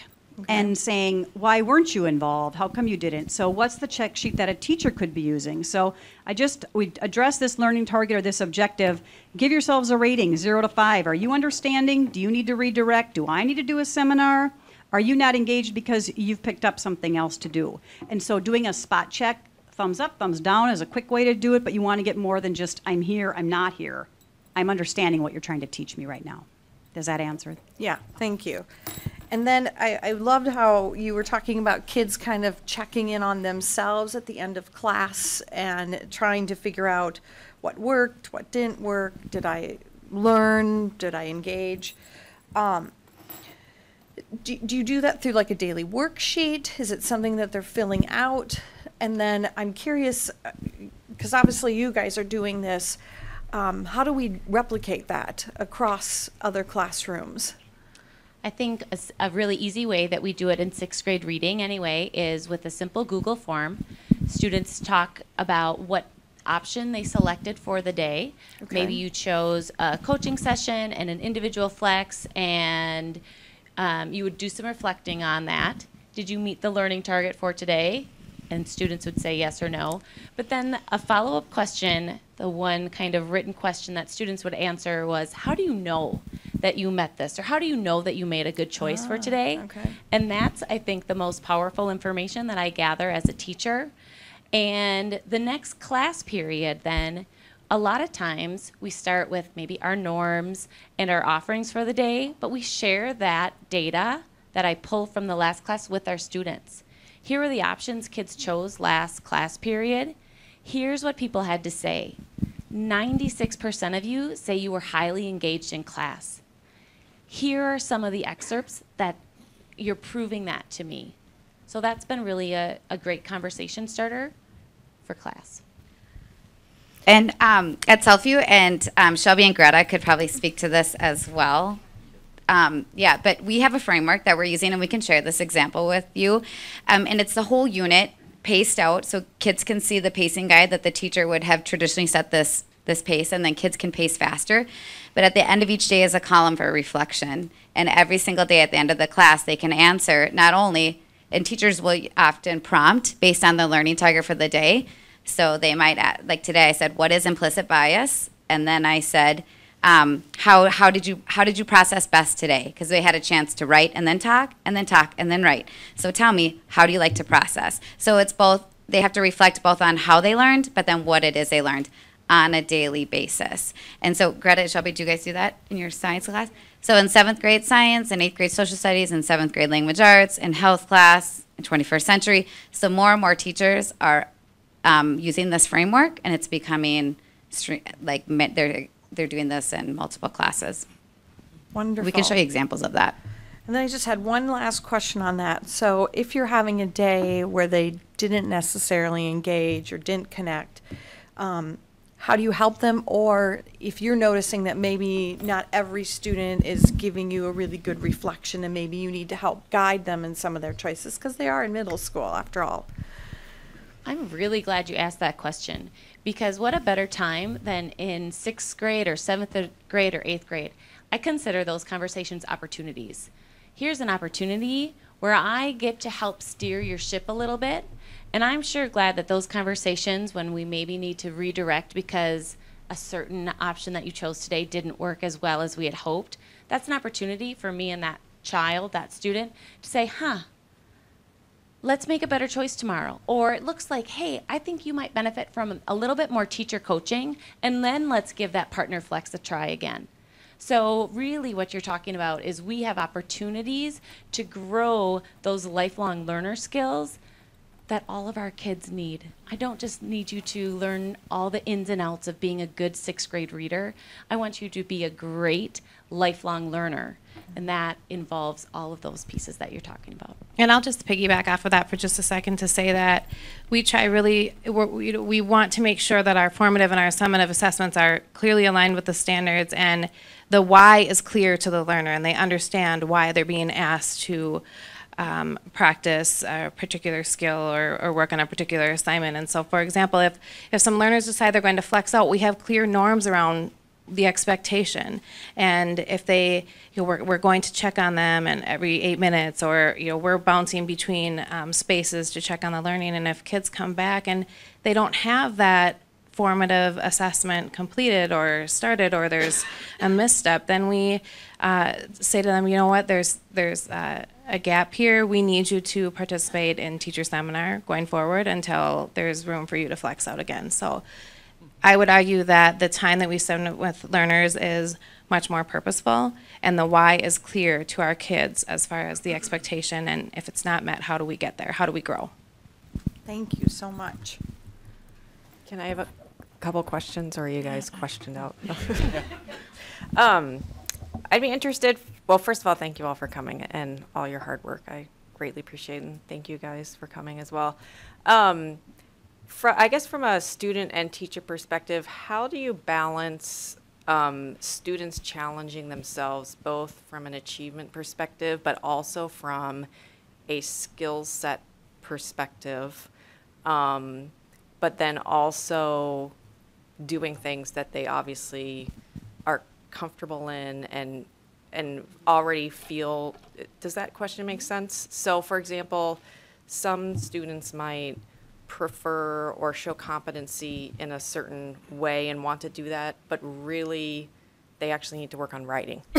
And how do you balance those two things and get them to work on the things that they might not want to work on? Well, again, I think that goes back to the planning of the formative, the practice, the daily work that we're doing in class, and the end goal of the summative, and how are we building up to that point. And the prior to every unit, the learning targets should be clear, and kids are goal setting, and we're having ongoing meetings with kids. Where are you at right now? And are you headed toward your goal? Are you, what kinds of resources do you need? How can we help you?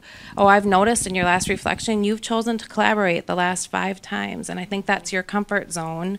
Why don't you consider, trying another pathway and see how that works for you? Could you move at a faster pace if you're working independently? Or do you need to step back and work with the teacher a little bit more? So that's why that reflection piece is central for them to have.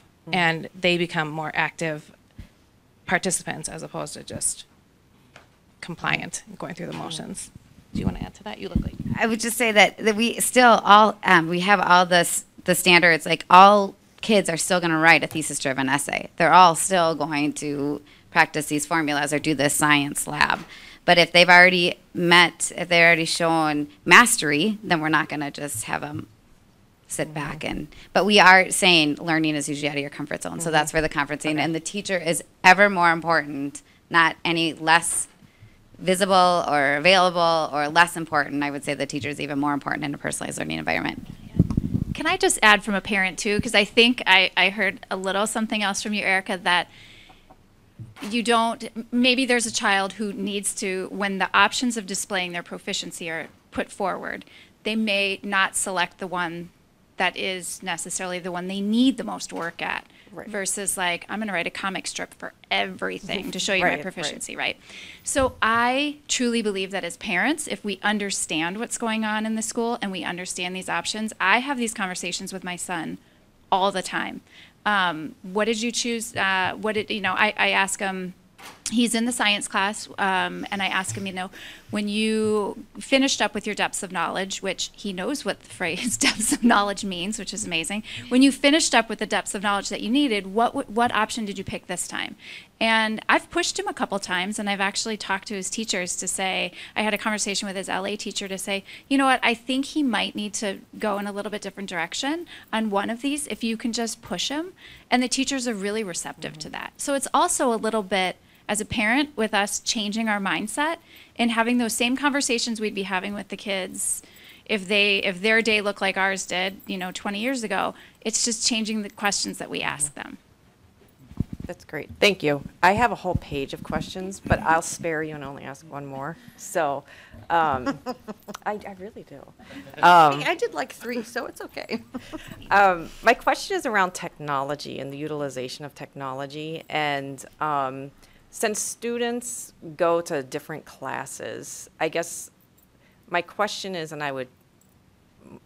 is there any way to track or let's say a student in every single class decides to, I don't know the terminology, so I apologize, go offer flex time, and they're on their computer off on their own all day. Would that ever happen? And is there any way to figure out, I think that's a fear of a lot of parents, is that doing this will increase technology utilization, because if a student is ahead, are they going to be like, that's great, you're ahead, go onto the computer and read up on that. So how do you, I guess, A, combat that perception, and B, is there some way to make sure, like, okay, Johnny, you can't be on the computer for 6 hours today? Erica, hi, Tracy. I'm going to speak as a parent related to this, and I would encourage every board member up here who has a question around that to attend one of the site visits, because what you will see in the site visit is personalized learning in action with these teachers, and frankly, there was far less technology being used than what I expected. And that was kind of one of the resounding ahas from a lot of the parents who went to the visit. What I found was teachers were engaging with kids more one-on-one when they get to accelerate. So let's use an example. We've been talking a little bit about science, and I'm going to cue into your other question too. My son is very adept at science. He's not the type of kid who necessarily will push himself. So how do we get him to push himself? His science teacher communicated with the parent group by sending out an email explaining what they were going to be doing. And so I don't know, does the board know what depth of knowledge is? Are you familiar with what that is? Okay. So in this class, there are competencies and standards that are part of depths of knowledge. Everybody in the class needs to go to level 1 and level 2. That will meet the standards that are expected for a 7th grader in science at that in that unit. What happens is if people are feeling confident with the material, they can opt in to take a test early. And so they'll take their test early. If they show mastery, they will then get to move forward and go into depths of knowledge 3 and 4, which are same content, same topic, but deeper. So an example that my son used recently, they did I might mix this up a little bit, but erosion and weathering type of a concept. He's really interested in cars. And so what he chose to do was to assess how weather impacted rust on vehicles and how to combat that with different scientific compounds. And so that was his depth of knowledge project. Now, he did use the computer for the research component of that. And that was, I don't know if he used the media center for the books, but I know he used the computer for the research part. There's a matrix of questions that helps you frame up your question. And I asked him this before I came here tonight. I said, how'd you come up with your question? He said that was the hardest part. So actually getting the child to sit and truly think about this information that I just learned, instead of regurgitating it, how could I actually apply it and use that information? So I was surprised that he said that was the hardest part. So once he got his question, he did the research on it, and then he demonstrated his knowledge by presenting to a group of students and the teacher his results. None of that was on the computer. He actually, I brought it, he's going to be embarrassed if I show this, but he drew a picture, old-fashioned way, and put several options on there about ceramic coatings and baking soda combinations and wax and all of the different options to address his question. And so where I'm going with this is on your previous question, how do you get kids to do that? Because in this class, there were 3 opportunities to accelerate to date that I'm aware of. He chose not to do that on the first and the second one. It was his teacher emailing the group of parents telling us that this is what we're doing, and if you, to ask your kid, basically she was asking us to facilitate a conversation with our student. And so in doing so, I kind of gave my input that I wanted him to try this path. I also let the teacher know I wanted her to help push him to do that, which she did. And so, because I agree with you, sometimes kids will take the path of least resistance. Oh, yeah. And so the student reflection is important. However, I think one of the learnings around personalized learning is the teacher is still at the core. Students being motivated and engaged is key, but the teacher is the guide. And so that's a key piece. And then from a technology standpoint, I don't know, there's probably a district person who can talk about what you can track on the computers, but I will say most of what I saw for technology use was in the form of writing, so documenting word processing, and then also in the form of research. So those were the 2 pieces. But if you go to those site visits, you will see it's far more interactive than what I've seen in a typical classroom. Ellen? I have one real quick one, sorry. Thank you. I keep this off so I don't say anything accidentally. Hi.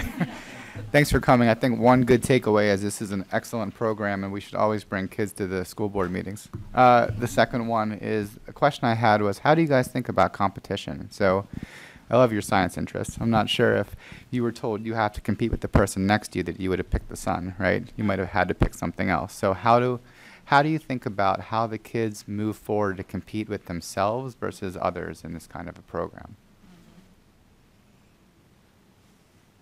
Sorry, that might have been kind of deep, but I'm very competitive as a person. So I was curious because I think it's wonderful, the program you put together, and I think it provides both options. But when you present competition, I was just curious how that's presented. So what is the bar, what does the competitive landscape look like for success? Well, one thing I think in a traditional classroom, most learners are trying to comply with the teacher expectations. How long does this have to be? How many do I do? How many notes do I need? And really, we're trying to change the conversation to say, how can you show that you met this standard? How are you being challenged? How are you building your capacity to learn? You're never done.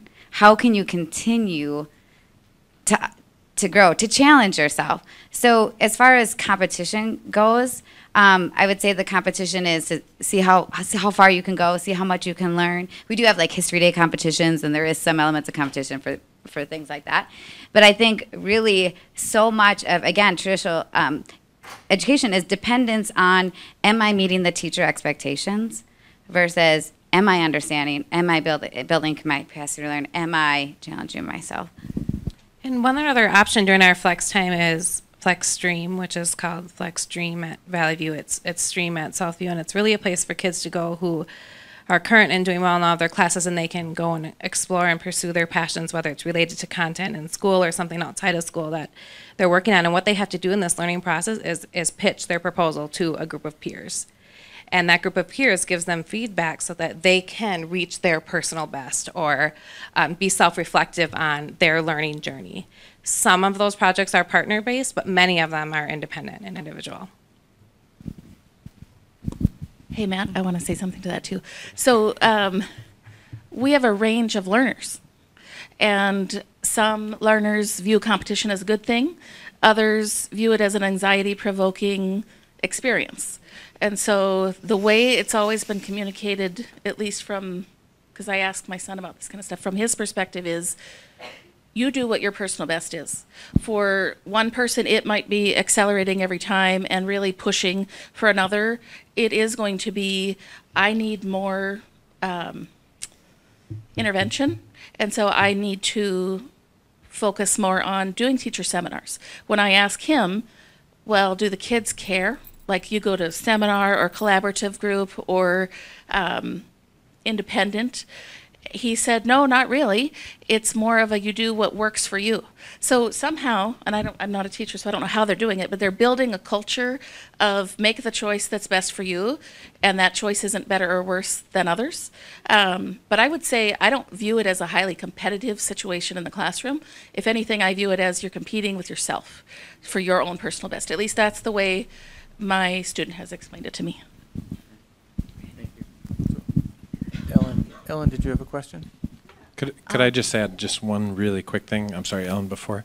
So in a traditional classroom, we would call it norm referenced because you are competing against other students.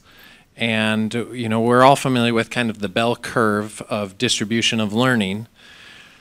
And you're earning points and you're trying to be at the top of that bell curve. But in a proficiency-based classroom, it's criterion reference. So you're really competing against the criteria. You're not competing against another learner. You are trying to accomplish that standard. And so it really opens up high performance and access to all students and has that actually as an expectation for all students. The other element that I'll add is that in many traditional classrooms, it is about compliance, and that's an extrinsic motivation factor, and that's important, but we also know from the research that intrinsic motivation factors are equally or more important as well. So this is about trying to find a better balance of extrinsic and intrinsic motivation factors. Sorry, Ellen?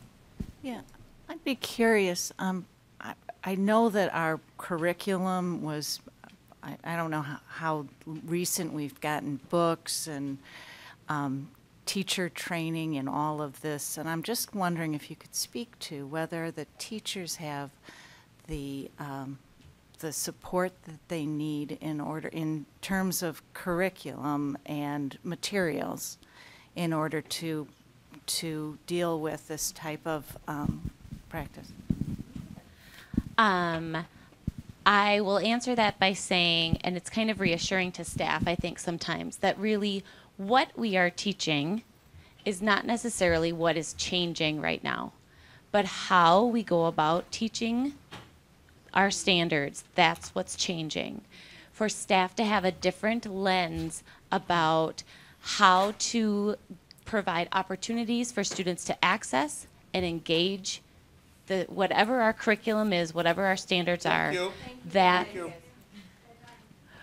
that's really what is changing here. So I would say as a staff member, we have access to everything that we need, and if we don't have access to something, I think that teachers feel just fine asking for resources, but that isn't, I wouldn't say, the main conversation that we're having with staff as we help them and collaborate with them and do some planning. It's really rethinking how we go about the teaching instead of changing what we're teaching. So is there anything that we as a board can provide you to make it easier or more efficient or to expand what you're doing? Your eyes just went. Yeah. What's appropriate to ask for?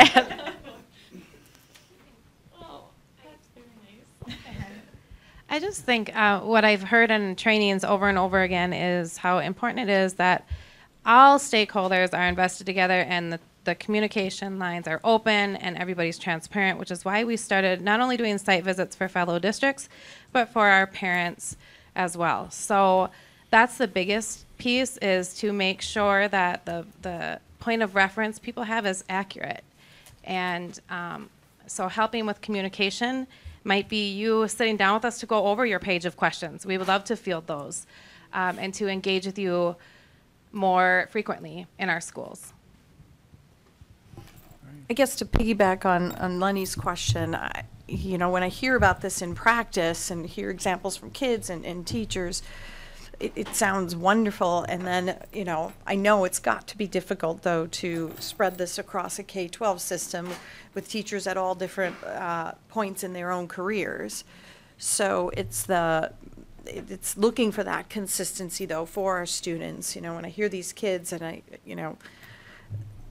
they're going to be so ready to tell that teacher next year how they learn, and if they're not in a class where that's being offered in the same way, it could be difficult. But at the same time, again, as my colleagues have said, it's not an easy thing, I think, to just change your pedagogy overnight. So how do you guys, how would you share this in a way that is helpful but also not adding another factor to some of our teachers' plates where they may feel already overwhelmed?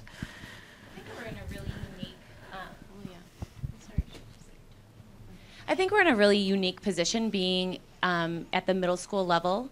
And we talked about this a little bit at our personalized learning design team, and Randy spoke about that team a little bit earlier. It encompasses teachers and administration from to include early childhood, elementary, middle school, and high school.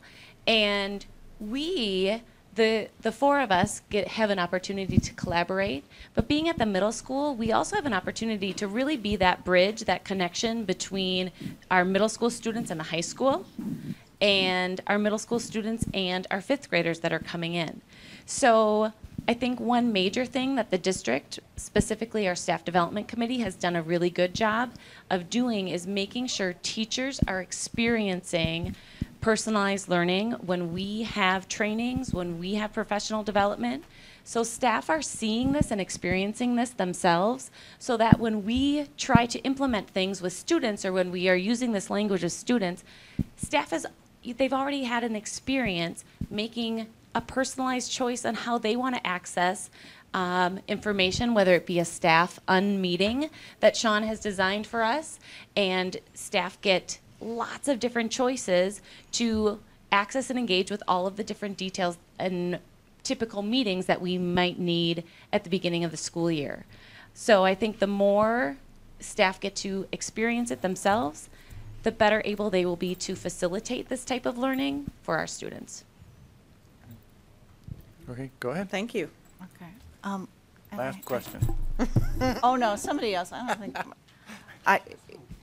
There's other questions, so this can't be the last questions. But I'm just wondering how you handle it with personalized learning. How do you handle meeting the needs of advanced learners? That is a good question, and I think we've been trying to deal with that for a lot of years, right? And on next Friday, we're actually having Dr. Cash come in, and he's going to talk to us about how you can extend, enrich, and enhance. So it's not just always going off, but when you do meet the standards, offering students, as we mentioned in there in the express piece, how do we move them to another level of knowledge? Not just always bird walking on something that they're interested in, but how is it related to, and I know she left now, but on energy, and if she's interested in that, how can she self-direct herself in something she's passionate about? And doing that always, not just if you signed up for the Enriched Social Studies class or the Enriched Language Arts class, but all students would have that opportunity within that. And that's going to happen when you start to figure out how you're engaging them, and do we know our standards well enough to say, yes, you've met that standard? And then how do we ensure that we're offering opportunities for the students to do one of the three things with that learning? How would you measure that growth in the advanced learner? The growth of the advanced learner, I think the same way you can at even levels 1 and 2. So when even you're getting up to 3 and 4 and you're asking the application questions and the synthesis, you're still looking for mastery of that content, or showing that he knows how to figure out how you can get the rust not to show up on your car, which I need to find that out, by the way. So I think there's ways to figure that out without having to be I don't know everything. Obviously, I don't. I don't think there's a teacher here that does. But how do we measure things that we know the student is showing their learning, and that they know how to access the information, and that they're being a critical thinker about where they're getting it from, even if they are in the internet, doing their first Google search. Is that the best way? Do you know how to check your resources as well? On the idea of how they, did I cut you off? No, go ahead. Oh, sorry. The idea of how they show how they're learning or showing their learning, there are so many different things you're looking for. Right? There's engagement, there's the individual growth, there are a lot of the skills and collaboration, and then there are also some of the skills that the state tests try to pick up. And I was just wondering what role you see the state test playing in giving you feedback, and how this is going, either compared to our own schools over time or compared to other schools around us. Well, I also have a data coach title to my name. And so that's one of the things, I think we start there. That's where we started at Valley View in the fall. We looked at the students' MCA scores. We had the students talk with their parents at home, and we looked at their winter map, or fall map scores, and we said, okay, or winter, whichever one their last one was, what strands do you need to work on, and how are you going to specifically work on those strands? So if it was geometry was your lowest strand, but there's more to geometry than just that. And it wasn't just the students that were yellows or reds, but even if you were green or a blue, all of a sudden you need to start applying those algebraic to real life situations. And that's when you go back to the math teacher and say, how does that happen? You know, and there's always the questions at the back of the book that no one ever gets to. And so how do we measure that? And then when we had the kids take the winter map, did you show the growth that you expected to in that specific strand? And if you did, great. How are we going to show improvement along the way? And so all that really is constantly built in. And when you're teaching to the standards, the map and the MCA, they're all aligned. And so I think if we have the confidence that we're teaching the standards in the classroom, the other two pieces are just our good measures to see that we are.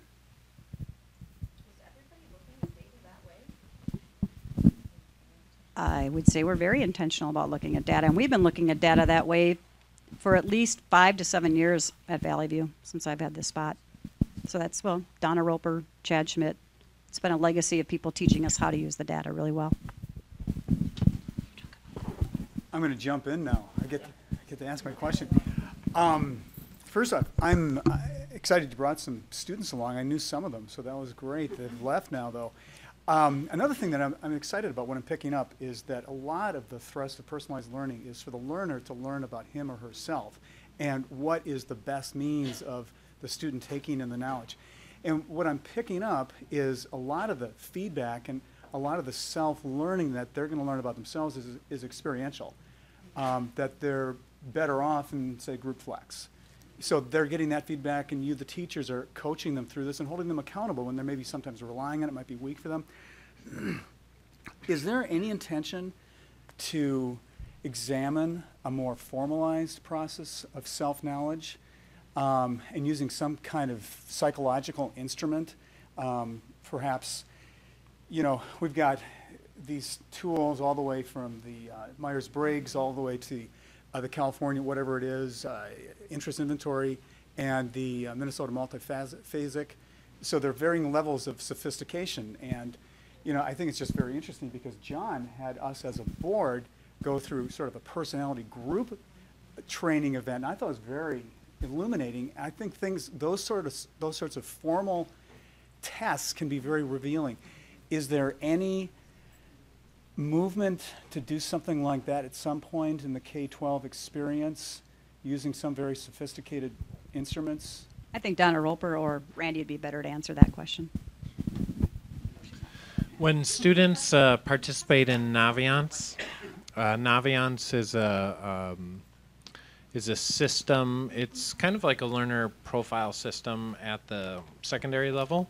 Naviance has in it some more robust tools like you are describing, Owen. It gives students an opportunity to take personality assessments, career cluster inventories, and it actually provides a really robust set of information around what that learner is like as a learner and what kinds of career and interests they have that they'll be able to pursue moving forward. That is a very strong tool at the secondary level that we have available to use with all of our students. I know that this is a conversation with Susan and Donna in our office about what are the needs in the system. What is the data that we need in the system? When do we need it? How frequently do we need it? And how can we leverage it? And that is an ongoing conversation that we have with our assessment committee that looks at what is the data that we need across the system. What's the achievement data? What's the growth data? What are the other types of measures that we can use to fill that data void?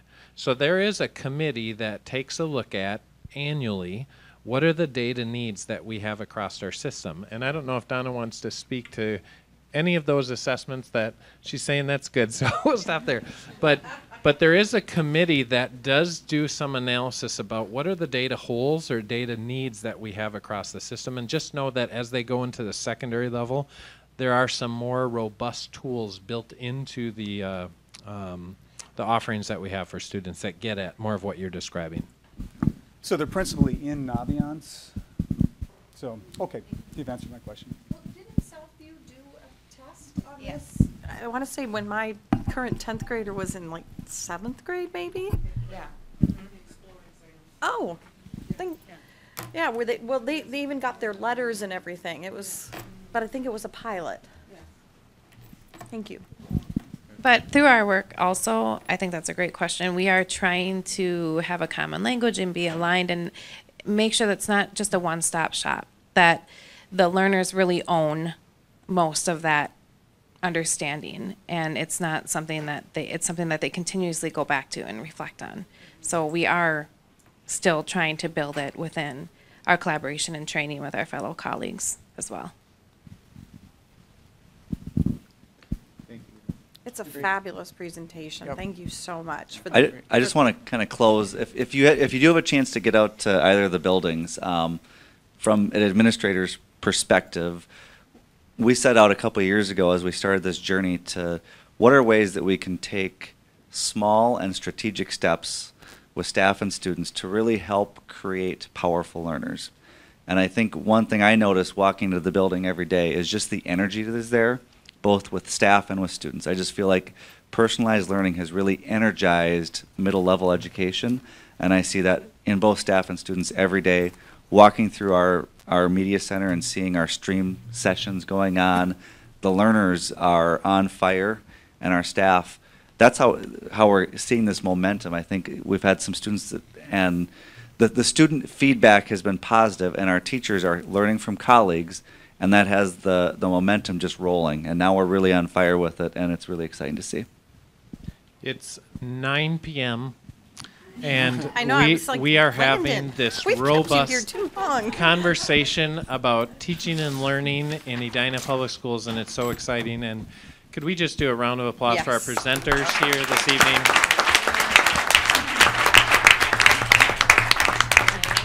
Thank you so much for providing us this time. Thank you. Thank you for all the time you gave us.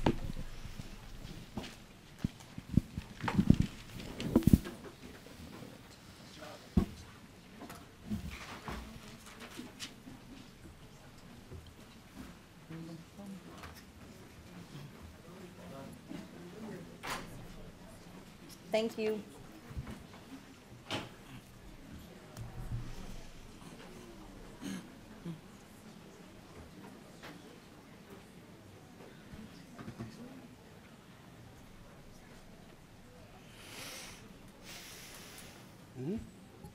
All right. The crowd is thinning. Yes, it is. All right, next on our agenda is start end times report. Okay, so the challenges is following that. So, so I'll do the best I can. If I could ask staff this part of this presentation to come forward and come take a seat. So just as some background to this report, this has been a start and end time study that the Edina Public Schools has been looking at for 18 months. Originated in task force and study last year and continue with study this year. This report and a study like this is not done single-handedly by the, don't be afraid to sit up in the front chairs, Carrie and Sean. You're not in the middle school or elementary now. We want you front and center. You don't do a report like this without the people in front of you as well as everybody on the board, because these are big decisions, and to make this decision you need to have the people in the room to answer the questions and the impact that it has. So I know that the board has seen the start and end time study. I know the background, but for the benefit of the public, I'm going to go through some slides that I put together, and then we'll, at the end, go stand ready for any questions, but more importantly, stand ready to listen to your discussion as you go forward. So we are recommending a 3-tier schedule with elementary in the first tier and the middle school in the last tier. That is it is a flip from what we currently have. So, and the rationale behind that 3-tier schedule with the elementary in the first tier, middle in the last tiers really comes out of a lot of research that is being presented across the whole country as it relates to teenagers and the amount of sleep and actually the shift in their awake cycle. And I'm not going to get into all the science with this, but they tend to stay up later. Then if they get up really early in the morning, they don't get as much sleep. That's really the impetus for this study. Speaking as an experienced father, my youngest daughter, she was really a great sleeper till she hit 13. And then 1, 2 in the morning, I still hear her clamoring around in her room. And so my own anecdotal experience, but research also shows that. And how do you accommodate that students, as you heard in the last presentation, are engaged in their classes when they get to school? So as I mentioned, there's key changes in sleep patterns. There's biological changes. There are changes within the brain that happens, and the National Sleep Foundation has been pushing this forward across all schools. The other part was to look at the connection between elementary school start time and the total amount of sleep, and a change to an earlier school start time did not, in this study by the National Sleep, did not decrease the total amount of sleep reported by elementary school students. I know there was a question about that, so this research says that they also didn't notice that there was a sleep debt on the weekend, where students are sleeping more on the weekend. didn't significantly decrease the total amount of sleep obtained by young children, and students were able to move their bedtimes forward to compensate for the earlier wake times. There's also counter research to that. They found that earlier start times were associated with lower performance in school districts with fewer kids getting free or reduced lunch at school. This is a research that was done in Kentucky with the Kentucky school system, actually in the Appalachia part of Kentucky. For schools with more disadvantaged students, later start times did not seem to make a difference in performance. So the schools locally, Wayzata, Minnetonka, Minneapolis have all used this research to shift start times to accommodate the sleep and the health of students. And this is the information that Wayzata put out. The association between school start time and elementary students' academic achievement is small to non-existent. It's not statistically significant, indicates that there's a small effect of school start times for that elementary group. The analysis of middle school achievement suggests there's essentially no association between elementary school start time and middle school student academic achievement, so those two are not connected. And as a whole, it would be better served by moving its middle school students to a later start time. So that was their conclusion as a part of a research study that Carrie conducted in Wayzata. With this, just to give some background, this is when we look at school start time, it impacts the transportation resource. So there's two parts of this. The most important part is how do we impact student health to impact student achievement, giving them the optimal student achievement. When you make changes to that, what happens to the transportation system? So just to give some background, there's capital costs for a cost of a school bus at about $100,000, and operationally, driver, fuel, maintenance is $50,000 annual cost of the general fund. And I wanted to stress that in this study, as part of the looking at the efficiency of the current system, that we did identify that we could reduce 3 buses out of the system, so we could reduce $150,000 as we move into 2018, 2019. And that's for the current transportation schedule. So we did, in this study, did find that efficiency. So I want to stress that. We looked also at the start and end times on how this impacts the Edina, look at start and end times as it has an impact on all the different systems in the Edina public schools. Transportation, we looked at an analysis of 2 tiers, so starting schools in a tier 1 at 8 a.m., ending at 2:35, schools in 2 tiers starting at 9 a.m. That would require 14 more buses, which is close to $700,000 more to run a 2-tier system. We also looked at what would be non-transportation zones in that 2-tier where buses wouldn't run, to see if we could extend that out, and still weren't able to meet that goal of 42 buses, which I know is the expectation the board has for this study. We looked at the analysis of the 3-tier, and this is what we are putting forward as a recommendation. So tier 1 would be primarily your elementary schools, starting at 750 and ending at 225. We have Normandale Elementary and the French Immersion starting at 840 and ending at 315. High School, Our Lady of Grace is part of that. Tier 3 would be your middle school program, starting at 920 and ending at 405. Just to give some background related to shuttle activity buses. In this, the shuttle buses will continue to run after school, Southview to the high school and Valley View, and high school Valley View to Southview, so we'll have those shuttle buses. Activity buses will continue to transport students home from Southview, Valley View, and the high school after activities in the end of the day. So those schedules all remain the same. Before and after school childcare, there's programming for families needing school-age care. We'll continue at all elementary schools before and after school. Middle school clubs will continue to be offered 4 days per week, as they are now for all 6th or 8th grade. As is done currently, special education will work with both before and after school programs to accommodate the needs of special education students. Athletics and activities, we're looking at theater.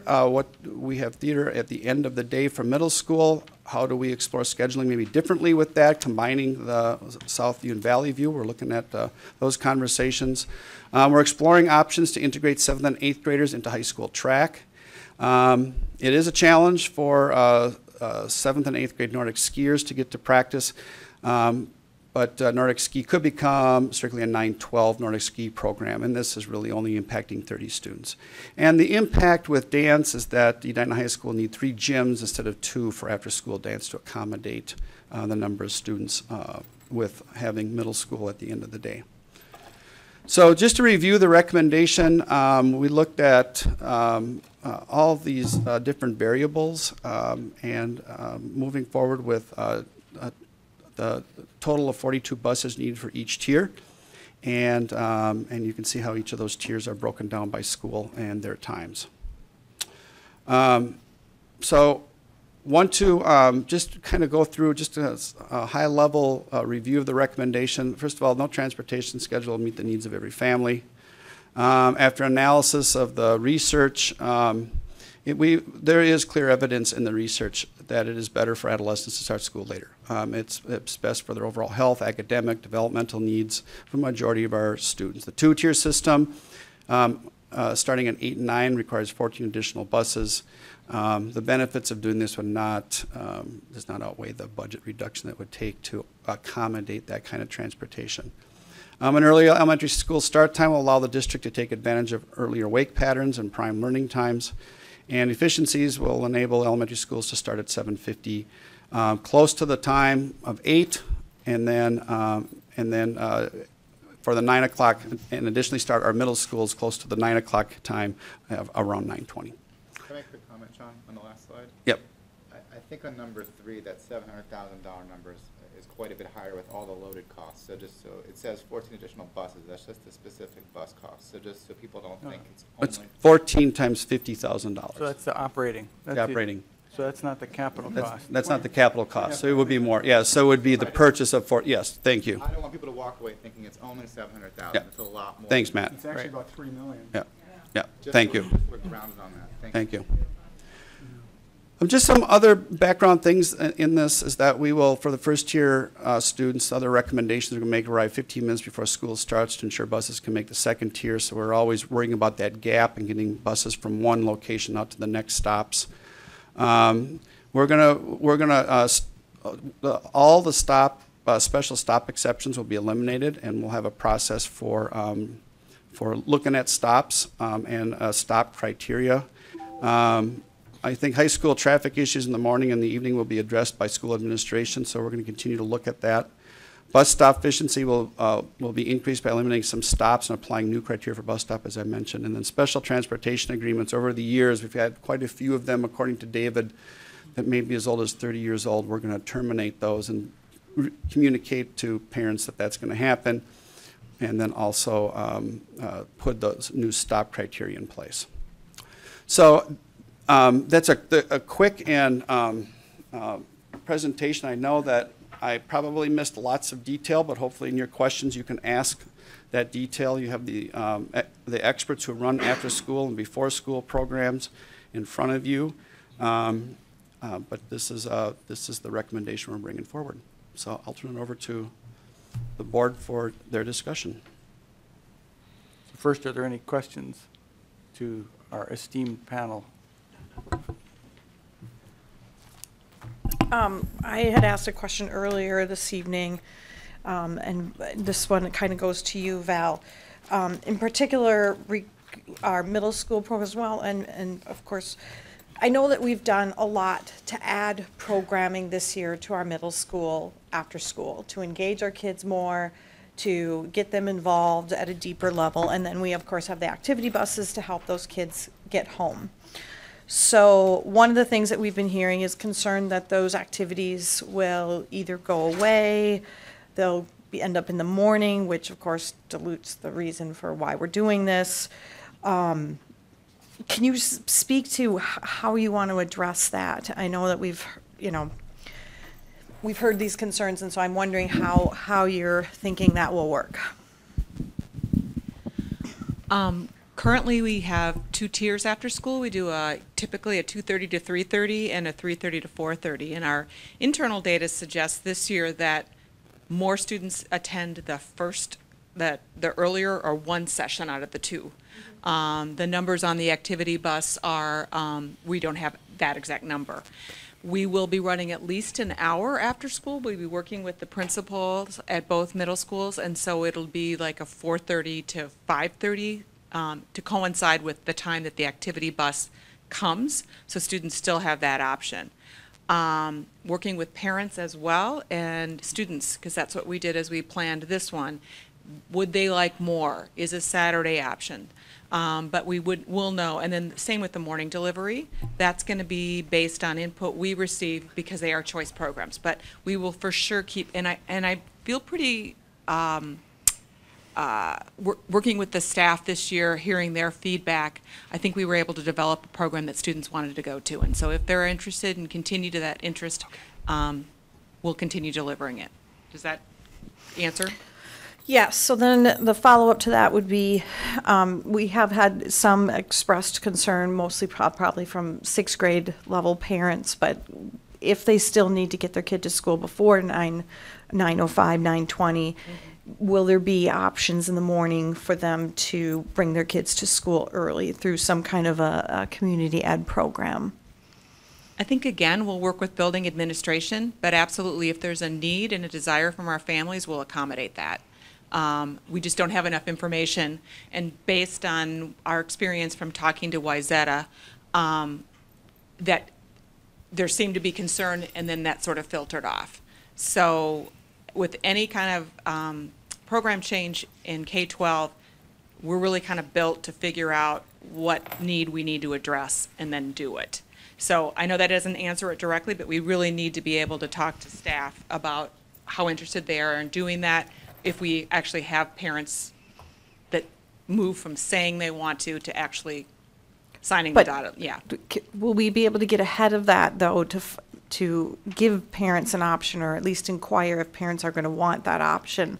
We had a really good meeting today, Jeff and I, with some parents, and we talked about after March 17th, we'll immediately start engaging people. Oh, great. So, Okay, you know, that that was our kind of discussion with them, is that we'll just start it right away, depending.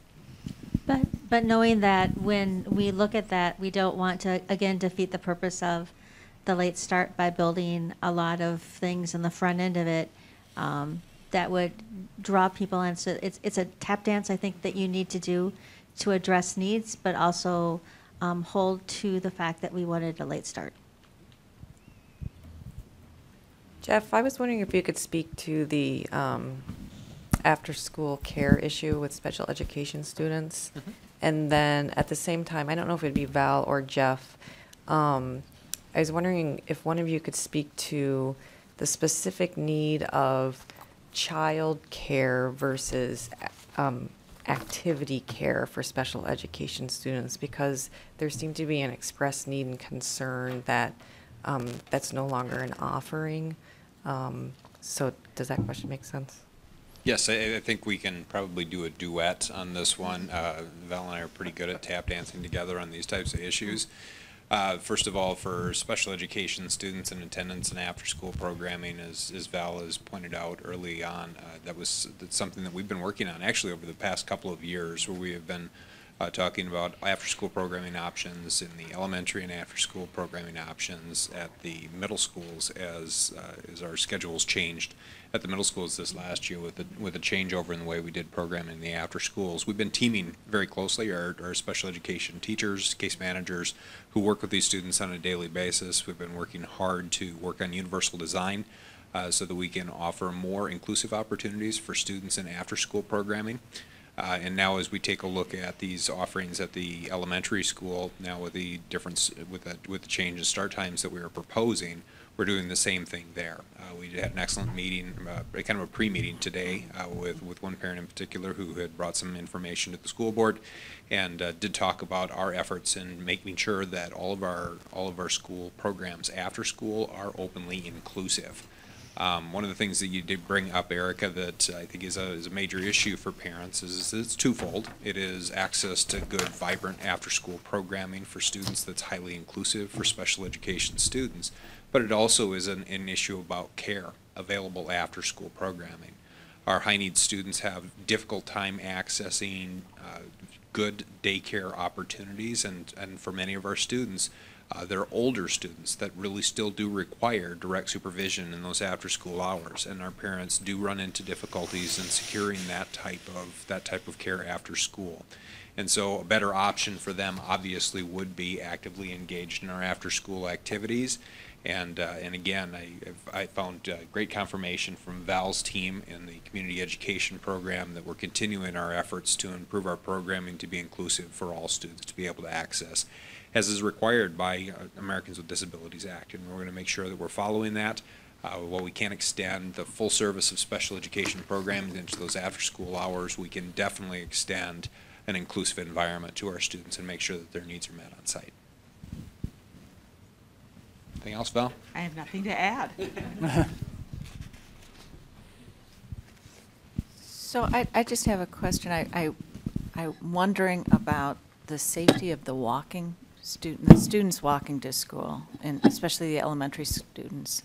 And I'm just wondering if we've done a review of even current practices. What, you know, I'm looking at Creek Valley and I'm thinking, is there a crossing guard that crosses currently Gleason Road?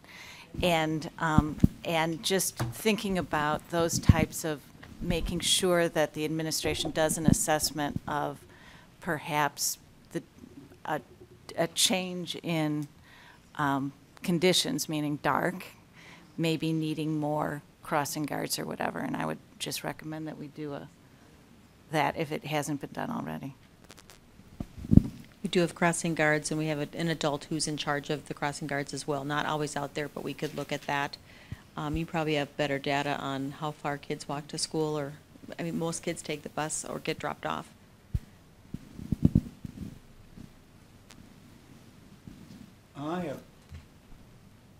I've got a question, and Wayzata is often held up to us as the example of success.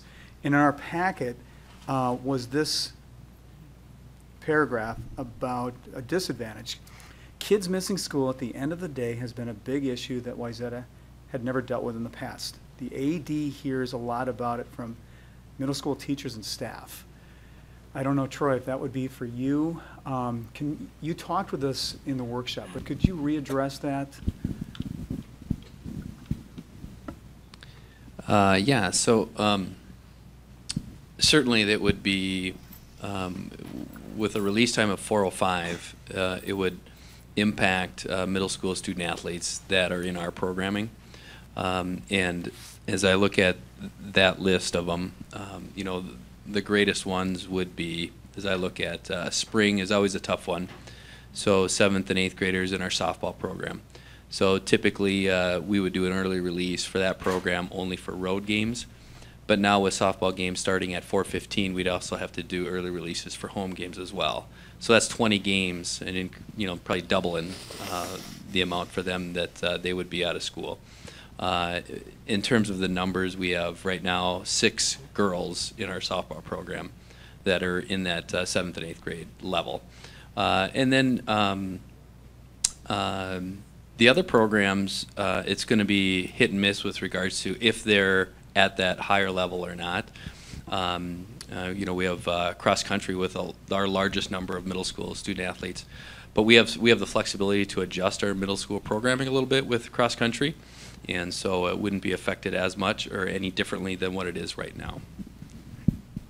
So they'd be released pretty much at the same Just time? it'd be the same as what it is now, which would be just road competitions, early releases with busing.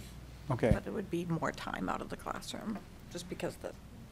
How much more time out of the classroom would that entail, would you think? An hour and a half? With regards to cross country specifically, yeah, I mean, so we're adding on about in terms of that time. It's probably a good hour and 15 minutes. So they'd lose an hour and a half of school every day with practice? No. This is just road competitions. Yeah. So we wouldn't take anybody out of school for a practice. Okay, so practice, they're not going to be released early? Correct. Right. Yep. Okay. And so practices will end later for them too? Is that an understanding with this? Yes. Okay, and how much later?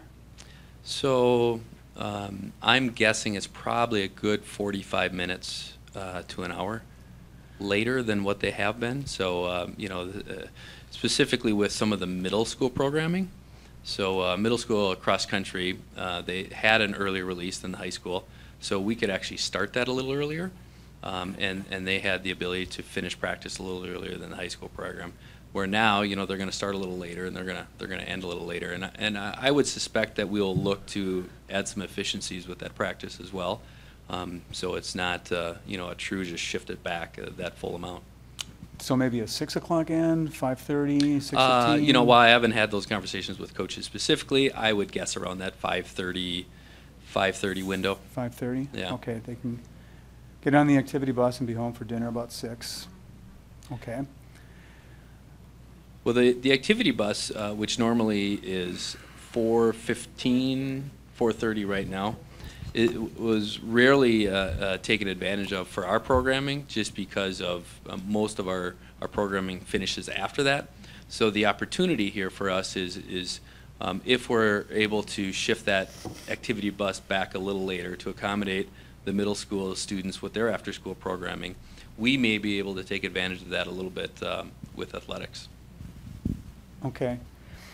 And then a follow-on question is, there's been some discussion about having some athletic programs in the morning in that interval of time that otherwise would have been for school. I feel like I'm getting some different opinions on this. Sure. That on one hand, it defeats the purpose of starting school later, but then it's this vacant hour that it's accessible. Right. Is it dead on arrival? Is that simply not going to happen, or is it a possibility? Yeah, so at the end of the day, and I think the comment was made earlier that, we don't want to shift everything to the morning because, again, it's defeating the purpose of this shift. But also, there are some potential opportunities there with us. And one of the challenges we're going to have to face is with our, specifically like our girls swim and dive program, which is a 7-12 program. And so there may be an opportunity there where maybe a couple times a week we could take middle school swimmers and they could swim before school and accommodate a shift so they're not always going a little later with their swim practice. And as we look at that program, that could be one specific example.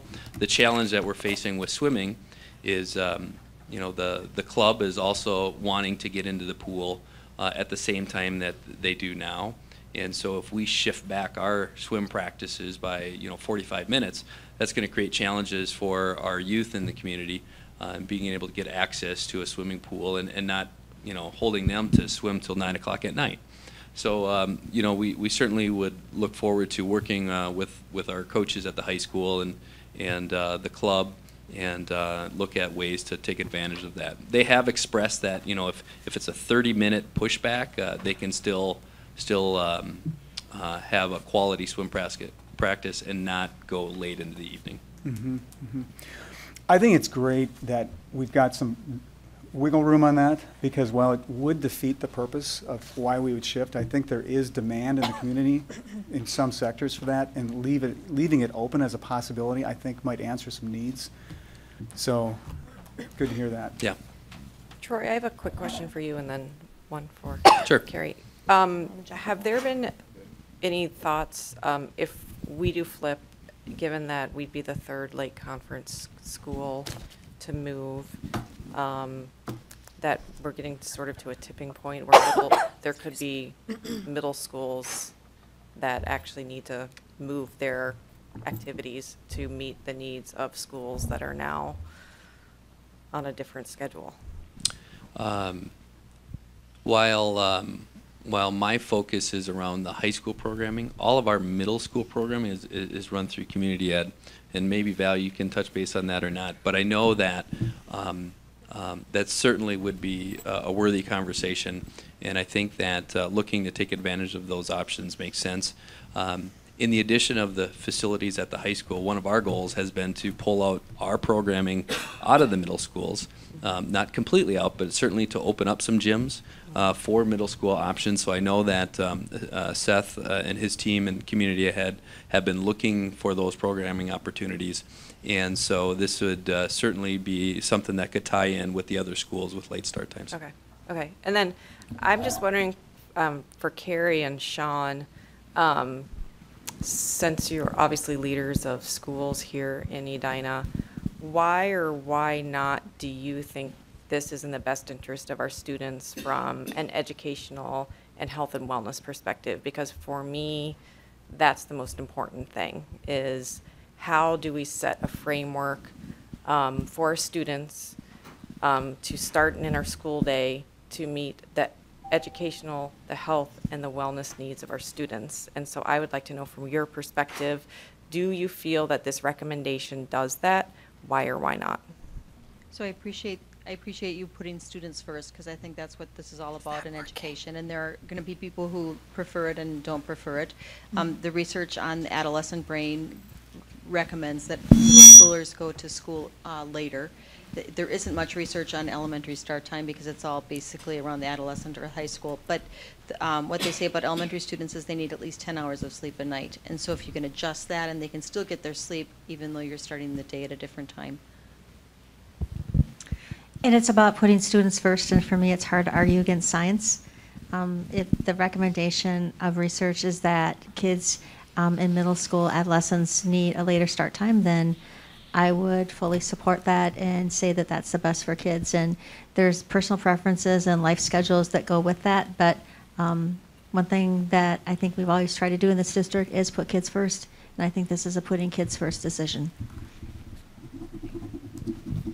Just one quick follow-up. Just, we got down that path of students leaving early release. I was captain. Matt, please turn on your mic. Hi. I'll lean in too. I was captain of the soccer and tennis teams in high school. It was a very, very small school. And that being said, I had early release 3 or 4 days a week throughout the fall and spring and seemed to make it work. I have a lot of confidence that putting the kids first academically is the most important thing here. Magnitude-wise, out of 2,700 students in that middle school, how many are actually affected? And by how many days? I mean, I want to make sure we have things captured in a magnitude perspective. In middle school, you're referencing? So the numbers I have are 268, and the large number of those 268 are the cross-country ones, which I alluded to, which they wouldn't be affected with the change outside of the extra time. So some of the other ones would be affected just because of we'd also have to do some early releases for home competitions. But again, one of the things that we would really look to do is try and minimize that as much as possible. So that's 10% of students, and a majority of them would not be affected by it. Correct. Okay.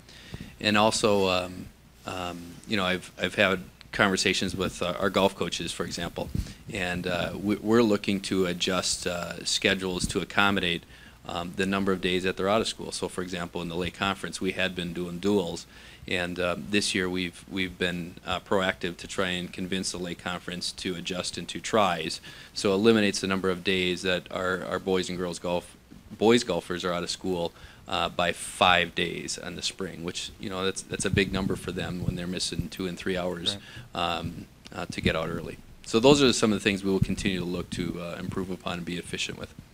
And just as a note, students have been getting out early from middle school for 15 years, for as long as I've been here, for sports. When we had 9th grade, there was a number of students, so there was always a mass exodus, and so getting out early and missing class has been something that's happened for that amount of time that I've been here.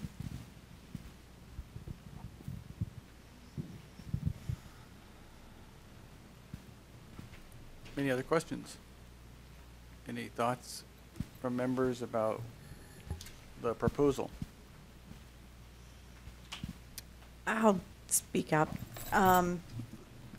So it's my second time through this process. I will commend our administration, and everybody that's been involved, that it's been a far superior process than it was a year ago. I feel we've addressed more questions. I'm very appreciative that we've allowed the community to have input actually here in our chambers. So overall, I'm really pleased with that. As for the current recommendation, I see good things in it, in that, you know, we're trying to address the sleep needs of our teenagers. And overall, I do want to make sure that the community understands this, that the schedule that we're looking at, needing to flip is not the reason for the savings. So we keep talking about money savings. This was addressed through trying to look at 2 tiers and that not being efficient. We can run our current schedule with 5 elementaries at the late start and 2 middle schools at the early start at the same cost as a flipped schedule. So flipping or not flipping is not what causes us to be efficient or inefficient or spend more money or less money. So this really does come down to the research and a decision that our community is trying to make, and well, in the end, 7 people up here have to make. The administration has recommended this, and like I said, you know, when it comes to the middle school research, I get that. I still have some concerns that are really no different than they were a year ago around, you know, elementary students. The research is not very deep on that side, and although, you know, anecdotally it sounds like lots of kids are up early and it's good for them to be at school, I don't think that's true for every family. But again, I will also say that I know we will never make every family happy with whatever decision we make. No district will, because we have to run 3 tiers, and 7:50 is not an ideal time, nor is 9:20. So 8:30 is that great spot, and if we could be talking 8:15s and 8:45s, I think everybody would be a lot happier, but it's not the reality. So although, you know, I think there's plenty of research to support some of this, I still have some concerns, because we're not talking, like I said, 8:15. We're talking 7:50, 7:35 drop off. There are elementary kids that will be on a bus at 7 in the morning, and potentially even earlier if they're in a full district program. So I still have some concerns around that. And then again, with the 9:20, for our middle school kids, I continue to have some concerns around that. And I know we talk a lot about in this research engagement and tiredness.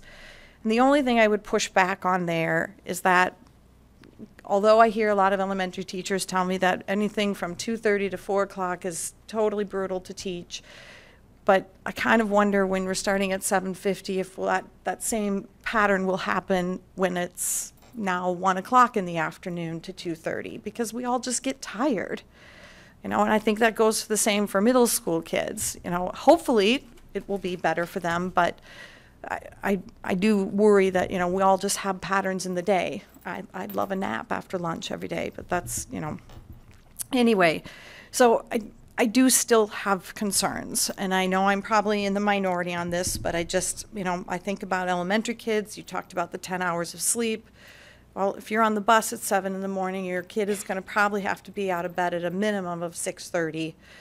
And if your kid does need 10 hours or more of sleep, you know, there's certain restrictions now put on your family. But you could say the same for middle school kids right now who need that sleep, but their patterns have changed. So again, I guess in the end, what I'm saying is, you know, I still struggle with this decision. It is just concerning on so many levels, yet I know we're trying to get what's best for the majority of our kids. And that's what we have to do as a community and as a board, is make the best decision. And it is a decision. You know, it's all the research, all the work that we've done, efficiency studies. In the end, it is a decision. And we do have 2 districts that we can take a look at and how they've handled things. And again, they're only a year or a year and a half into their choice to move. So I know we're at the forefront for high school, which is why, you know, we don't want to change high school.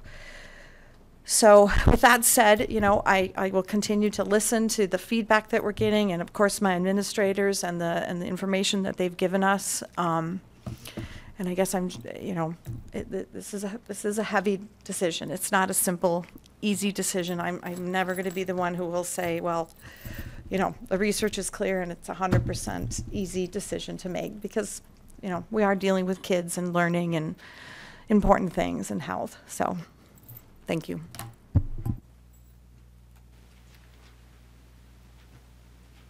Everyone's looking at me. My mic's on now, so that's that's a good start. Yeah, I'll echo what Sarah said in terms of how these are difficult decisions. They affect a lot of kids. And so when I go through the way that I think about things, I start with data, and I start with what did the science tell us, what do we know, and how do we feel about that. I did read all the primary research. I read the 150 to 200 pages over the past year. I read the APA documents. I have a neuroscience background, so I'm a bit of a tool, so I like reading all that stuff. So I think that when you read it, it's pretty conclusive, in my opinion, the benefits for the middle school. I also do think there's educational benefits for the elementary school, but far be it, my opinion is to look at what the administration is presenting. So there is a whole team of exceptional professionals in front of me that are saying that they've done work for a year and a half now. Not 2 months, 3 months, 4 months, but a year and a half. They feel strongly about it. They're recommending we do it. The administration is recommending we do it. We've done a very sound fiscal review, and this is the best option we develop from that perspective. So it feels like it's the best thing for students, in my opinion. The administration is recommending it. I've looked at the numbers. As a whole, we know we can't satisfy everyone, and there are challenging things we're looking to try to solve for. But in the end, I think we're in a lagging position here. We talk about greatness, we talk about test scores, talk about excellence. At the end of the day, if we want our students to reach their maximum potential for all ages, I think this is the best recommendation. I think we're a lagging Minnetonka and Wayzata right now, and I think that's a position that we don't want to be in. So I will continue to listen to the listening session tomorrow. The vote, again, isn't for a few weeks, but I'm pretty firmly in support of what the administration's recommending here. I just wanted to add that beyond what's most important to me, sort of what I alluded to earlier, is what is best for the health and wellness and educational impact for children in our school district. And another thing that is very important to me is data shows for middle school students, especially, that this can lower stress and anxiety if they get enough sleep. And in the environment that we're in right now, anything that we can do as a school district to positively impact lowering stress and anxiety for middle school students, I think that we should be leading the charge on that. I think that we could use this as an opportunity as a community to reflect upon what we're asking of children and what we ask as parents of our kids. We as a school board cannot control how many activities our students are signed up for. We can't control when kids go to bed. We can control when school starts, when school ends for our middle school and for our elementary school. And if data shows that it is in the best interest of students that middle school starts later and elementary school starts earlier, I'm just really hard pressed to go against that, again, especially with the anxiety and stress that our students are under these days. It does not mean everyone will be happy. It does not mean that there aren't obstacles. It does not mean that change is hard, and I'm very sympathetic to how many impacts this has on many families and teachers. And I know no solution is perfect, but I can tell you, I mean, talk about being a nerd. I mean, I've analyzed transportation plans, and I've analyzed the bus routes, and I've analyzed walking paths, and I truly believe this is in the best interest of the students of our district. And I, again, am I will continue to listen to feedback. I have not heard any obstacle that is insurmountable that we cannot come together as a district of teachers and administrators and board. And again, I feel so many times we are like, but this isn't going to work, but this isn't going to work. I would like us to look at this as an opportunity for how we can change things in our district and make things better for all students. And that's all I have to say.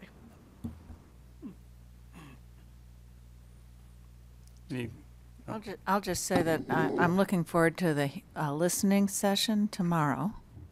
And that's one of the things that, reasons why I'm not going to be commenting right now, is I think that it's real useful for the community to come and talk to the board, and I know that they'll expect open minds, and so I'll be listening. Just add that to me, the conversation really has come down to which tier of school has to go at 7:50 and which has to go at 9:20. And they're not ideal times, either of them. But we spent, one of my priorities in December and January was spending a lot of time trying to push those two closer together, to not have such a big gap between them. And, you know, they didn't start this close in the first place, and the district did an admirable job of looking through different creative solutions to get them closer, and this is as close as we got. And for all of the pleas from the community to find something more creative, to think outside the box, the real big constraints that everybody's working with are whether or not you provide busing. If we're going to provide busing within 2 miles, and the state doesn't mandate it, but if we're going to provide that, which, you know, every neighborhood elementary school needs that, and a lot of people within are within 2 miles of their middle school as well. If you're going to provide that, the money comes right out of the budget we use for classrooms. It's not a separate budget. It's not a separate tax you can raise. It's not a separate capital cost. It's directly from the classrooms, and it's already very expensive. And we would need another 2% out of the budget just to front some of the buses to get us to the creative solution, which is 2 tiers instead of 3. So we're providing buses, we're paying for buses. That means we've got these 3 tiers, and we've got 750 and 920, and we're left with very little to choose other than who goes where. And all the other, the side question, I shouldn't say they're small, but the questions about why this school there, why that school there, I think we've done an admirable job in the report of trying to include those questions and answer them, and to the extent that those answers need follow-up, you know, please do follow up. But it's very difficult to have a creative solution when you want to provide buses and pay for them with your precious classroom budget.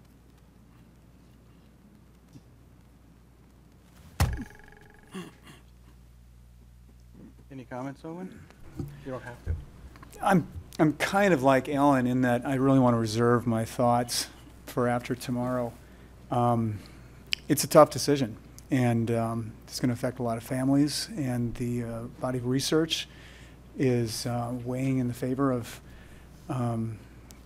earlier start times for, later start times for the middle school kids. So, but I'm excited to listen to what the community will say tomorrow night. So I do agree with everybody that this is not a particularly easy decision, because whatever we decide, it's not going to work for somebody. But ultimately, we have to sort of take a look and say, you know, what works best for most people. And as Matt said, what's the research say? You know, remarkably, this is my binder from last year. And even with this binder, we started this year with 20 questions easily. And it's nice to be able to look out and see representatives of the district in multiple areas. And so I commend John in getting all the people together and getting the data together. You know, we clearly haven't answered every single question, but we have answered more questions than we had in the past. And I think that in the event that the district decides to change the start times, I think we're well positioned to do it in a good way. With that said, you know, I do intend on listening tomorrow. This is my second rodeo with this particular one. And I am in a position at the moment of favoring flipping the start times.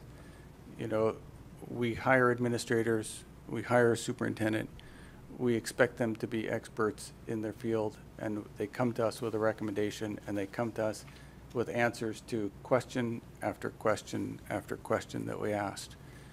And when they're done answering all those questions, and then they say to us, our recommendation is that we should change the start times because it's best for kids and it's best for learning. That's a huge thing for me. And I don't have evidence that goes against it, other than I understand that it's not going to work for everybody. But I am convinced about the sleep cycles, that we currently have a system where we have a start time for middle school that doesn't sync with middle school sleep times. and we have a start time for elementary that doesn't sync with the optimum learning for elementary. And that just doesn't make sense to me. But we have another day for input tomorrow, which I'm looking forward to, and I'm sure we'll get emails between now and March 19th. So. Now 11 p.m. probably. Thank you all for your expertise. Thank you very much. Margaret, do you want to just for the capital? Or is that? You can just stay. All right. No. You're not going to do this? Okay. We've, right. we did these, been through this before. All right, we next turn to action items. Can I get a motion to approve the 2018-19 capital project requests? Second. Wow. Okay, you get that, Sarah, who was first and second? And Margot, I think we saw this last month. I take it there's been no changes to it? No new information to present, and so I would just ask for your approval or recommend approval and answer any questions you have. I will say quickly that this was, though, discussed again in the Finance Committee meeting, so we have given this additional thought to make sure everything lined up with the last presentation. And your conclusion was? All good? It did. Are there any other questions or statements? All those in favor of approving the 2018-19 capital project requests, say aye. Aye. Any opposed? Motion carried. Next, can I get a motion to approve the Valley View Middle School 2018-19 asbestos removal contract? Second. Okay, you got to be, so we got so moved from Erica. Second. Owen. Second. You could be third. Margot. As part of our construction projects, as we're going into buildings annually, we have asbestos removal as part of that. And so starting with Valley View Construction, these proposals were received. We're happy to report they came well within budget and would recommend, I'm sorry, I don't have it in front of me, but recommend the vendor that's in your, Dennis Environmental Operations. Thank you, thank you. It's over there in my other chair. And recommend approval and answer any questions that you have. Any questions? So you're comfortable with the quality work of this vendor, safety, et cetera? As recommended by the consultant, yes. Any other questions? All those in favor of approving the Valley View Middle School 2018-19 asbestos removal, say aye. Aye. Any opposed? Motion carried. Next, we have policy 113. Can I get a motion to approve the new policy 113? So moved. Second.